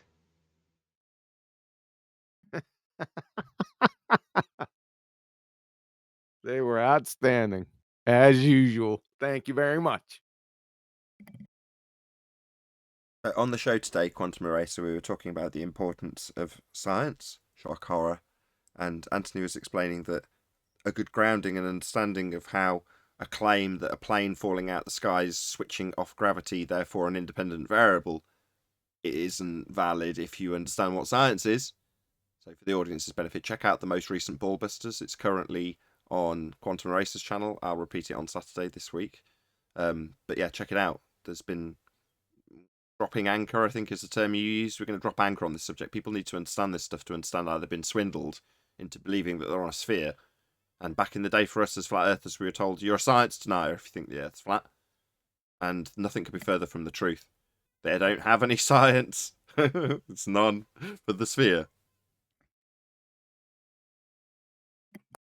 Yeah, we We're were going to talking drop about anchor on Raichi part and 2 the 5 starting on zeros. Tuesday. Oh, goodness. We're going to drop anchor on part 2 on Tuesday. We're going to, it's the second part, so we'll drop anchor there for a week or so. And then part 3, drop anchor. And then part 4, drop anchor for a couple weeks. Follow? As it should be. Very important. I think we might need to change that phrase though, Nathan. Drop anchor, because every time I hear drop anchor, especially when John says parts as the next word, I always think from Little Britain where he says, "I'd like to drop anchor in Pooh Bay." If you're an English guy, you'll get that. Nathan gets it. Yeah. Very good. But it speaks to your point, Anthony, which is that, you know, if Raichi's fairly green to this subject, then a good grounding in science and what science isn't will get you a long way. Yeah. She doesn't realize the magnitude of the independent variable definition. It's a massive point because they always ascribe gravitation instead. Like no matter what you manipulate, they'll just infer gravitation was Newtonian, and they'll completely ignore Einstein. They'll completely ignore the definition for independent variable, and they'll just do what the fuck they want. That's literally what they do. So I've tried to warn her. She needs to stop hanging out with ballers. That's what she needs to do. Look at what's his face, Spurs Chemo. He spends all of his time with ball earthers, right? He doesn't spend enough time with like people on our side, so he gets cornered into stuff that he could avoid if he just knew a little bit more. He's like, it's like he knows the stuff, he forgets the stuff, he doesn't have enough conversations with us, and then he gets cornered, and it's like, Spurs, all you had to say there was da da da, and he's like, I know, I'm just trying to appease them. I'm like, yeah, but you're letting them think that they're winning all the time by not killing them when you could have done.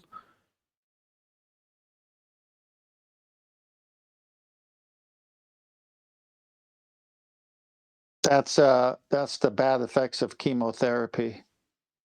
Yeah, it tends to kill a lot of healthy cells and only like a limited amount of the faulty cells.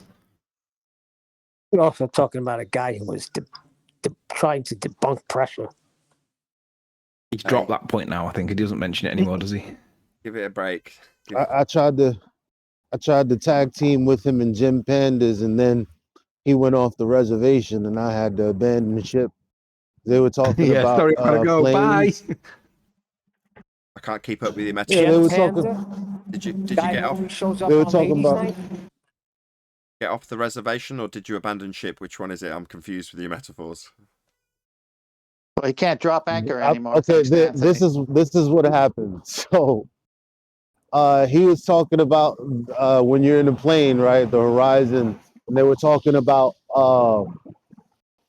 I guess the degree. What is it? The artificial horizon and everything. And I'm like, well, if the ground is beneath your feet, right, and the plane has to angle up for thrust, then of course the horizon would be a few degrees off, right? And that's what I thought the point he was trying to make, but he's like, no, the plane would have to be pointed at the horizon to fly, and I left.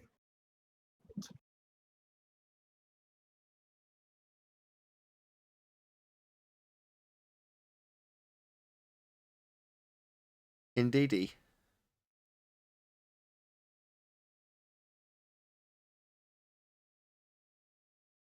Well, this makes a lot more sense now since Adam came on and told Huey about wingies. Now we're getting flap because of the horizon. Terrible. Terrible, but much needed. Where is QE? I thought he had something. Came on like he was going to say something. I don't hear nothing. Oh, not as good as Anthony's show ending statement, but I had to throw it out there, Nathan. Yeah, it was perfectly timed. I genuinely forgotten the word as well. I was like, what was the word he uses? Is it stupid? I didn't want to say that because in case it was wrong. I was wingies. Just a quick one. While we got a bit of a flat moment, I was on Gem Panda's server and they're arguing about refraction. What is refraction? It depends. That's 21. So to refract. So how far? Sorry. So The how answer far we see? To diffract is to refract is to deviate from straight, depending on what you're describing. Now, when they say refraction, that would be globe believers, are invoking something called terrestrial refraction, which is a mathematical value at the rate of the radius. Their refraction is terrestrial refraction. To refract is to deviate from straight. Perfect. Thanks for that. Just be aware that they will conflate between the two terms willy-nilly. When they say refraction on their model, doesn't mean it's the same in real world. So they will conflate between refraction on their model, which is it's a fixed 7/6R, and it's a curve at all times. They will conflate between the two models when they want to apply things like towering or stooping or whatever refraction that they want to apply, mirages. And they will let you think that 7/6R is the same as towering, stooping, because they will collate them all together. But that 7/6R, it's a defined term. It's one of those things that they conveniently forget when it suits them, but conveniently apply when it doesn't. And what it does is it allows you to perceive that refraction can be bloody anything. Yet it's limited and defined on their model. So don't let them use towering, stooping, and all those things. Get them to apply 7/6R and keep it at that, because that is their model. Because otherwise it just becomes infinite refraction and it can be concaved. Yeah, and I was asking him to expand on it, and he wouldn't expand on it. I was even giving him, I said, "You're the teacher, I'm the student. Can you expand on it? You can't just say refraction." That's all he was saying to me, refraction. I was like, "What? Yeah, what is refraction? What is it?" And he wouldn't expand. It's the same tactic they use with gravity. Like, what's gravity? Like, they'll just go gravity, refraction. They'll squawk it at you as like it's a mother to a child, and they'll just apply it willy nilly because it's their mathematical correction to get round the problem that they've got. So they just go refraction, and they'll apply anything. So just get them to define it, and they can't, because they can't apply 7/6R. They always want to apply stooping or towering. That's not their model. That's real world. So it's a conflation between the two terms, and they do it dishonestly to confuse you. Yeah, 100%. I had to leave the server as well because I can't. I'm getting thick listening to it. Some of the conversations are just dire. Absolutely learning nothing. Called a bait and switch. So what they'll talk to you, often with a very educated tongue, about optical effects. And they're real. You know, there are these effects. You can observe them in nature. And they often are down to light deviating from straight. So you can call it refraction. However, as Anthony's just correctly identified, what they're actually going to use in their model when they assert sphere Earth is based on R, the radius value. Now, in standard form, 7/6R. So that's called standard refraction. It's standard terrestrial refraction. So terrestrial refraction in standard form is 7/6R.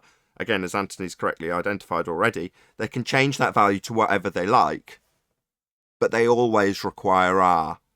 So globe Earth refraction in any guise is going to require R. That's the detail you need to know. So when they say refraction, they mean an R-based refraction in all instances, because that's globe Earth, standard terrestrial, whatever you want to call it. That's their refraction. Once you understand that, and you get into the slightly more advanced arguments, admittedly, of things like the black swan, and they say, well, why is the horizon beyond the physical geometric limitation that you assert with your globe model? They say, well, it's refracted. Again, they're going to be refracting it at the rate of an R value that's derived from a physical horizon. So upon understanding that their refraction is also based on an R value, they require a physical horizon to move the horizon, leaving them in a paradox. Just wanted to slip that in there mainly for audience members, but if you follow And let me slip this one in as well. The minute they assume R, that's the moment where they curve the straight line. That's the key bit. So assuming R, standard refraction 7/6R, curvy lines. Then the conversation went on to what is level, and they were saying level is curved. And then I got up the Oxford Dictionary, and it clearly said the opposite what they said. And they're still arguing, oh, I'm stupid. I'm thinking, what? So what they're doing there is, because there's a definition in Merriam-Webster's dictionary that says that it's equal distances from a single point. Obviously, that involves the circle, right? What they do is... What they do is, I'm gonna get some on screen. Oh, you're not gonna be able to see it. If you type into Google perspective illustrations, you'll see this, and then click images. You'll see this thing, this shape, and it is like circular, cylindrical thing. And from one angle, it looks like it's casting a shadow of a circle on the wall because you're looking at length on. But from another angle, it's casting a shadow that's square because it's cylindrical, but it's giving you the perception of a square. And what they're doing is they're creating an alternative perspective to interpret the same thing, a line. But there's an objective reality. From one perspective, you can argue that there's a line that's curving because it's the equal distance to the center point, but they can call that level. But from the other perspective, which is our perspective, that it's a straight line. It's only when you have an objective third perspective where you can work out what the reality is. So from either perspectives, each one could be true, but is there an objective truth? And the answer is a straight line never curves. That is, by definition, a straight line. It's not a curved line. Otherwise, words can mean anything. Hot can mean cold, fast can mean slow, in can mean out, yes can mean no. There's no end to the equivalence that you can apply that to. And obviously that would be manifestly stupid and absurd, and you can't let them get away with it. Well, that's true, and you're right. It is absurd, because to assert it is a nonsense contradiction. But by the same token, this guy's saying, well, they do assert it. So how do you tie them to straight being straight? Well, I'll give you that answer, because there is a way of doing that. You ask them what a tangent is. Is everyone aware what a tangent is? It's the straight line that appears to meet the edge of a circle. Right. That line, under no circumstances, can be bent. Tangent's straight. And it's required... So why do they say that? Why are they defending that? Why can't they just put their hand up and say, yeah, it's wrong? You're asking what you're asking is why at that point would they experience cognitive dissonance? Don't worry about that bit. Just laugh and smile and welcome them to flat Earth if you want. Annoying. Yeah, if you want to poke the bear. Yeah. Welcome them to flat Earth. Point out their cognitive dissonance. But ultimately speaking, at that point, that's where you've got them, because they need a tangent. Why? Well, because they're performing geometry. That's what they're asserting. Their claim is Earth geometry. with tangents to physical geometric spherical horizons. Just to push that one step further, Nathan says at that point, sit back and smile. I want to say at that point, not only sit back and smile, but appreciate that they're the parents that have recently had a tragedy with their firstborn child, because their globe model is that child that's died. And from that moment on, they are living out that lie as though the child is still with them. It's called folie à deux. When they apply that principle where they continue to curve that straight line, that's their delusion. And there's nothing you can do to teach them because they just refuse to accept it publicly. But in private, they probably will accept straight lines are straight. But publicly, they don't do it. So sit back and enjoy it, like Nathan said. So just like in that movie, they're keeping their baby alive, the ball. Correct. Got it now. Yeah, and that's their pain. There. It's not them being shills, not controlled opposition. A delusion they want to keep alive through the cognitive pain of holding a position that is untrue alongside one that has been demonstrated to them as true. They want to hold both. Well, you can't. Well, let's not jump together. So when they go onto other people's channels like yourself and they start like gaslighting you to convince you that straight lines can be curved, I would argue that that's intentionally dishonest because they know straight lines are not curved, but Nathan gives them the benefit of the doubt because he applies that principle, which is do not ascribe to malice that which can be explained with stupidity. I say there's only so many times that you can point out they're stupid before you've got to say these guys are delusional. I'm at that point where they're delusional. Nathan's given them the benefit of the doubt because he's being mild and meek-mannered in his old age. I'm like, I want to strangle you guys. You are lying to people. Anthony's older than that's where I'm at. I'm at that stage as well. Oh, we got it. We got one. David, the Truth Goliath. I tried to say Mr. to Neil. Mr. Refraction Educator is in our midst asking me what Snell's law is. Let's ask you, David, the Truth Goliath. Come on and educate us on refraction. While he's finding his way to the mute button, Neil asked earlier where quantum eraser was, but the conversation that was more interesting struck up. So I didn't get to say this, Neil. I was saying what he's doing is he's watching the back chat. He's basically got a fishing rod out, right? He's being very quiet. And now he's got one. Okay. David, the Truth Goliath. You just train wrecked yourself by appealing to Snell's law. Do you even know what it is, Numpty? I can tell you don't right now. You're already compromised. You don't know it yet. So come on in, share your pain. You're already in. Come off mute. Come on. Educate us. And if you do come off mute, we're going to experience your folie à deux with your friends because you're going to all be living your delusions out together. Right. When he does come off mute, I've listened back to a few of the trimmed out sections, right? I just want to hear QE and this guy. Try and contain yourself.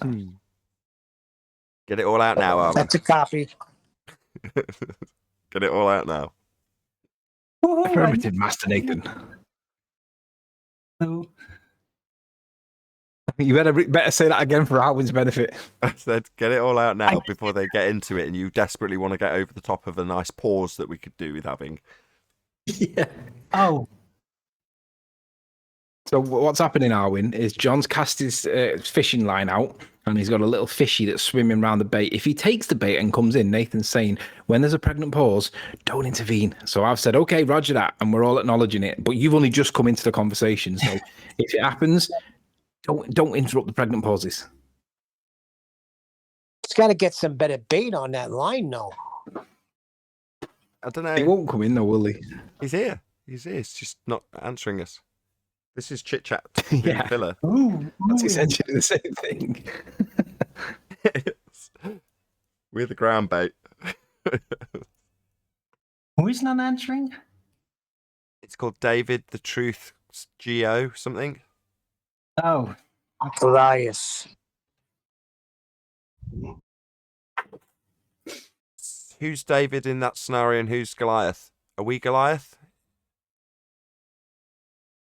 Depends on your perspective. Yeah. There could be two truths there, but only one objective truth. Depending on any perspective either. How about a mathematical formula for entropy? So you want to immediately divert away. You're going from the fire into the furnace with that little maneuver, but we're going to hold you to educating us on refraction first. Then we'll move on to second law of thermodynamics. Well, I'll beat you over the head with a Louisville Slugger, now spiked. Coax him It in. sounds like a red herring Come on, David, distraction. That come doesn't off it? mute. Let's go. I got stuff to do. I was more interested in the first statement. So he said something about Snell's law. What was that, David? Snell's law. That's new on me. What's that? Come on, David. Now you he's got a the jet. right bait. What is He's a Snell's law? jet tank. Yeah, fishy, fishy, fishy, fishy. Don't let him know that declaration was bait. I don't know what Snell's law is. What are you talking about? So what's this Snell's law? I don't know. I don't know. I'm asking too. I don't know. What if I What's said Snell's it law? didn't apply? Would you reckon that might work? Come on, David. Tell us what Snell's law is. I think you guys might be taking. Oh, someone else is taking. Go ahead, Kiwi. He says, "Give me 5. Be right back. BRB. Why you jumping into wiki?" Yeah, he's not coming back. I think you guys might be taking the wrong tact here with this guy. Maybe you should be acting like you don't want him to come in, like that you're terrified. Playing the over psychology. Get freak out of here, David. The truth. I'm so scared that David might come in here. What should we do? Should we call it a day, Nathan, and go home quick? Link it to what he's made a statement about. I don't know. I'd rather not talk about Snell's law. It's not something I'm very well versed in. Maybe you could ask him a more appealing question. That was like, really what is good. his opinion on perspective? Perspective. Yeah. Apparently he needs 5. All right. Maybe we could ask him, how could we be begging a question if we didn't even ask a question? Oh, good.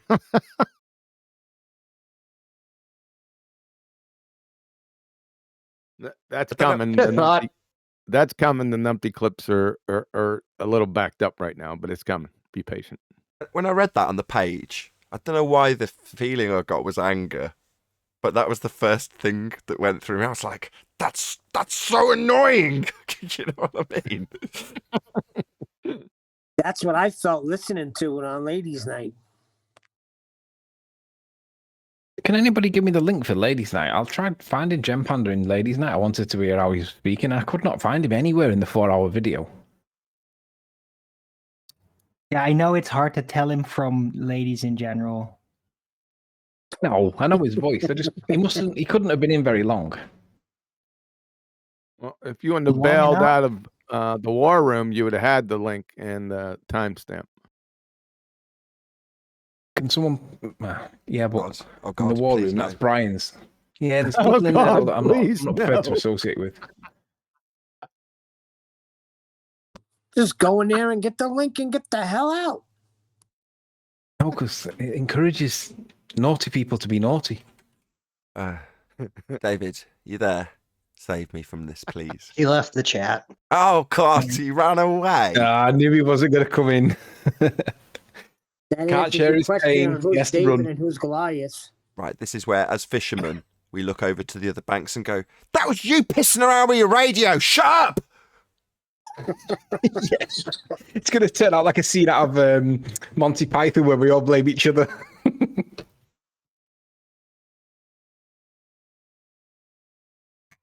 So I had a question about terrestrial refraction, actually.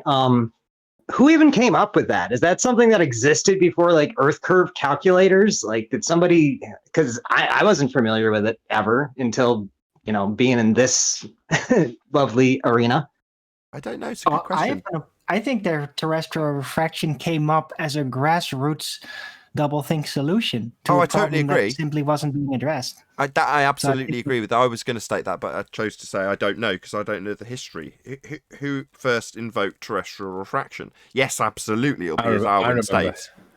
Mick West from Metabunk claims that it's often cited in engineering books, and on his Metabunk website, he does give some reference to where they used 3/4, and then there was some historical debate over whether it was enough or was it too much, and then it ended up being 5/7, and then in the end it ended up being 6/7, or 7/6 in the end, or whatever it was. There is some debate over how they formulate it with a standardized thing. However, he also admits and accepts that they just assume R. So what you're saying is the standard refraction is attributable to Mick West. Is that real? Are you kidding me? He's part of the narrative in terms of he developed standard refraction at the rate of 7/6R. No, he doesn't. No, he cites the historical disagreements between surveyors, between a standardization of refraction, because they couldn't agree on what refraction was, and they generally generalized it with a generalization. And they were arguing over at what rate, though. Should we give 10%, 20%, 60%, 32%? And why should we give that rate? So there's no real consensus on it, but they found what he describes as something that they consider to be a consensus. And he cites it from some element of surveying things. And he cites it. I'm just citing Mick West. Okay. So it's not him. Right. It's probably more of an average than a consensus then. Really? Yes. I mean, reluctant. Because obviously, anytime you go and measure this, it's going to attempt to measure it. With your premise of having a curve there to begin with, you're obviously going to get a different result every time.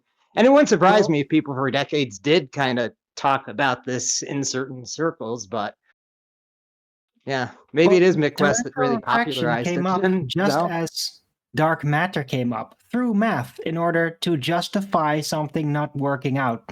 So that's really how it's born, and it's bound to be conceived by multiple people in multiple periods and then just left within the exercise until somebody decides, okay, this is important enough to make it a thing now. So guys, hello. It's the same as what they did with Marconi when he'd got a successful transatlantic radio ping, and that couldn't happen on a sphere. So they made a mathematical adjustment where they invented the ionosphere that didn't exist before, and they had to correct it because it can't happen on a sphere. So it's like they'll just mathematically adjust for everything, including the southern star trails. But that's correct, and that's an alternative example that would explain the origin story of the ionosphere, which I'm not disagreeing with. But I'm saying this guy's asking, what's the origin of terrestrial refraction? And the answer is, I don't know, and neither do any of my panel by the looks of things. I am in surveying, in particular geodetic surveying, it became a mainstay. It is a mainstay in surveying because when they're at a high elevation in geodetic surveying, they're looking a long distance, and depending on the weather, what they're going to see will change, as you know, from could change within an hour. So. That's why it became a big thing within geodetic surveying. So it was more geodetic surveying, which pre-assume a globe Earth. That's where that became planar surveying too. Sorry? Where does it slip in? So, as I understand it from what you've told me, or what you've researched and presented, I should say, to make it more obvious that it's not just a verbal conversation. Anyway, disclaimers aside, they assume a tangent plane. Well, once they've gathered a datum and drawn a zenith line to a center of a presupposed spherical Earth, at what point are they invoking this rule of thumb, or however the description Anthony gave was? When does it actually get invoked? Employed? When they realise that it's not. When they realise they're seeing shit they shouldn't see. Well, hold on. Do you know, Brian? When do they actually apply it, or is it just in the maths that we see and it's just attributed or ascribed to them? Well, it's applied. You're talking about refraction in particular, Nathan. Yeah, so you're saying that the roots of terrestrial refraction, now standardized at 7/6R, if that's got its roots in geodetic surveying, then at what point is it applied when they're doing their thing? Well, what they're going to do is once they have taken their coordinates, they might have to go to a location, and they might be at that high location, high elevation.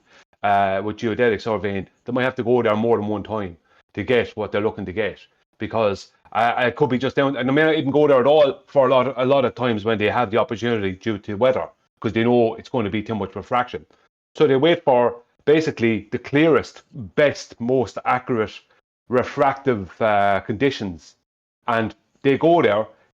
What they do is they take all the coordinates in Cartesian, which is flat plane coordinates, and then all they do afterwards is just convert that mathematically to fit the WGS84 or NGS80 oblate spheroid datums. So they're always taking it into account within what they're doing. I mean, they'll know from the weather and conditions whether they're wasting their time sometimes going to a location, as they won't see. They know from the conditions they won't see what they need to see. But they don't take any. They don't when it comes to the final deliberation. The final deliberation is always mathematical from whatever they got to see across a flat plane, mathematically converted to fit an oblate spheroid datum. When you say what they need to see, when you say what they need to see, what are they looking at, guys? What do they need to see? What is that they are looking at that you say they need to see in clear conditions? Flat plane. They're looking across a flat plane. That's even the coordinates. They have to use flat plane coordinates. Otherwise they can't do it. So they must use flat plane coordinates. And what they're seeing is refraction across a flat plane. That's what they're seeing. Right. But then they wouldn't be using terrestrial refraction in that case, right? I mean, you're talking about the actual effect of not being able to see. Yeah, but that comes in afterwards when they mathematically convert from flat plane to oblate spheroid. So that's when they can sleep at night, basically. Well, they have to add, as soon as they add in OR, then they can add in terrestrial refraction after OR. But OR comes first. And that's the right, but I guess my point is, why would they even do that? Why would they even care? They're just measuring a flat plane and then they're converting it into a sphere. Like, it really doesn't make any difference at that point. It's only if you go back and say, well, wait, it seems like that observation was too far. And like that, as I understood the geodetic survey from your presentation too, Brian, is that, I mean, you're dealing with such small segments here. Does it even really come into play until, like you said, you put it back together in the map? I guess I don't even know what the point is. No, that is your point. That's a good question. Stop. Come up with that. No, you've got your question. That's a good question. So that's what I was trying to establish with Brian. So if you're saying the roots are for terrestrial refraction, otherwise known as standard refraction at 7/6 of the radius value, that they have utilized it based on their averages that they've got. But ultimately, they're only going to be drawing out tangent planes, referencing datums, and then measuring it flat with Cartesian coordinates if it's a clear enough day.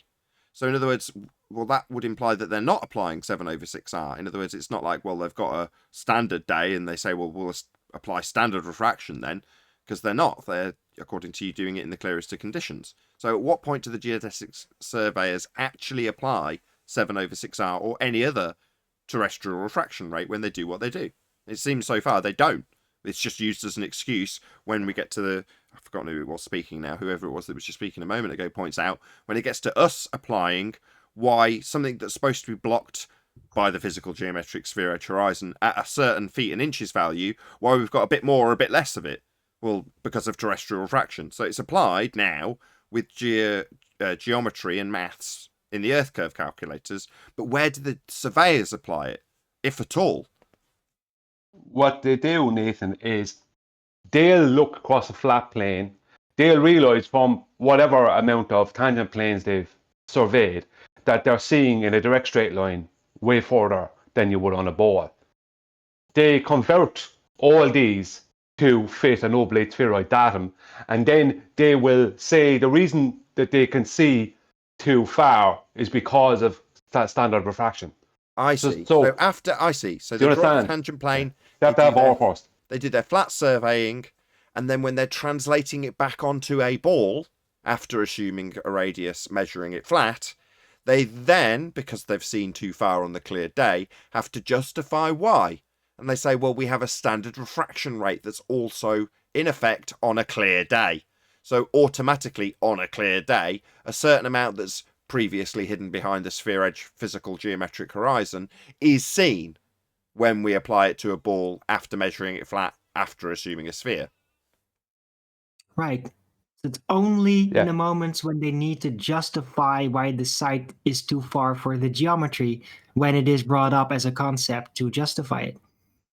Yeah, of course. They use it as another correction mathematically to make it back into a sphere. Right. So then when you're using that same method to engineer flat onto a sphere, when you're doing it in reverse with the globe Earth mathematics, the same refractive value can be applied to justify why something is higher or lower in respect to a physical horizon that they claim is blocking it. Well, the same maths applies, so they just use the same maths.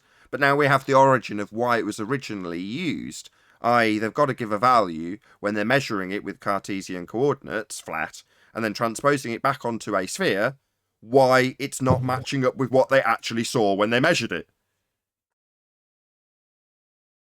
Yeah, I mean, Seems they like have the to. kind of thing. Go ahead. No, you go ahead. I'll go after. No, it seems like the. Yeah, now I lost it. See, exactly. Go ahead, Brian. I'm sorry. Stop giving way to each other. Someone drive through the junction. Come on. It seems that's Okay, why it's optical. They see refraction when they are they take note of refraction because they have to when they're doing surveying, even planar surveying. That you have to take refraction into account. But what they do is they can't add in standard refraction before the R value. So when they add in the R value, after that they can add in standard refraction, and that allows them to say, yeah, well that's why we could see so far because of the 7/6R. Now I'm not saying they go home in the evening. They go home at the end of the day and say that to each other. They just pre-assume all this stuff. Most of them just don't know any different. They just do their job and go home. But I mean, that's what they're doing. You know, they take notice of the refraction they're seeing across a flat plane, and then they convert the flat plane to an oblate spheroid datum, and then they add in standard refraction to account for why they could see what they could see. So, right, but again, that's just the yeah. justification. When you say add in, it's really just providing a reason. It isn't necessary in any part of their calculations that they have standard refraction or anything like that. It's more of a thing that they go home and then they're like, wait a minute, should I really be able to see that? Well, of course, standard refraction. It's just not part of refraction is working off not part of their work necessarily. It's something that would be derived from the results of their work. Yeah, derived from the results. It's just based on the belief. Sorry. It's back to the clock that you can't see, shouldn't be there. It's a refracted hologram of a clock beyond the sphere edge that isn't seen. Well, all of that's a justification with refractive values because of an effect that's not occurring. In other words, it's not blocked by a sphere edge. Well, why can we see it? It's like, why are we asking this question? Well, because we're supposed to be on a sphere. Oh yeah, right. So we need to justify why we can see it. As flat earthers, we go, there's a clock. Do you want to know how far it is? 20 miles. End of explanation. None required. But if you think you're on a sphere and you shouldn't see it, then you need to start justifying why you're seeing things you shouldn't. And that's what they do. Nathan, you used to have that playing out perfectly smooth, like in 10-second clips where you would rattle on the entire complete process of how the ballers actually see that thing that's just there. Remember those times? Oh, you mean seeing a slightly looming non-standard refraction high in a holographic projection of a clock from behind the now debunked reified sphere edge horizon to make the clock a geometric impossibility on a sphere, but therefore a holographic projection of a clock from behind that sphere edge? No, just a clock at 20 miles if you're a flat earther, and a slightly looming non-standard refraction high in a holographic projection of a clock from behind a Earth curve edge if you're a glober. Nonsense if you're a glober. Realistic if you're just a flat earther, just a clock, right? We see it because it's there. Exactly. They see it is because it's being bent by light around the corner in order for it to seem flat. Very convoluted ball they're living on that seems flattened a lot of the times. Yeah, and when we got the Earth itself is a giant conspiracy. Well, the stage when we got to that stage in debate, it was when we had Mick West literally over a barrel admitting that they assumed R. So all of the justifications for this is because we're on a sphere. Well, why? Why is it the case that you state that we're on a sphere? Well, because I assume we're on a sphere. I.e., we assume R. We already know. We already have R. So because we've already got it, we'll already use it and we'll already assume it's true. That's begging the question. If you're trying to prove you're on a sphere, saying, well, if we're on a sphere radius 3959, that's assuming your outcome. Not by starting with an R value.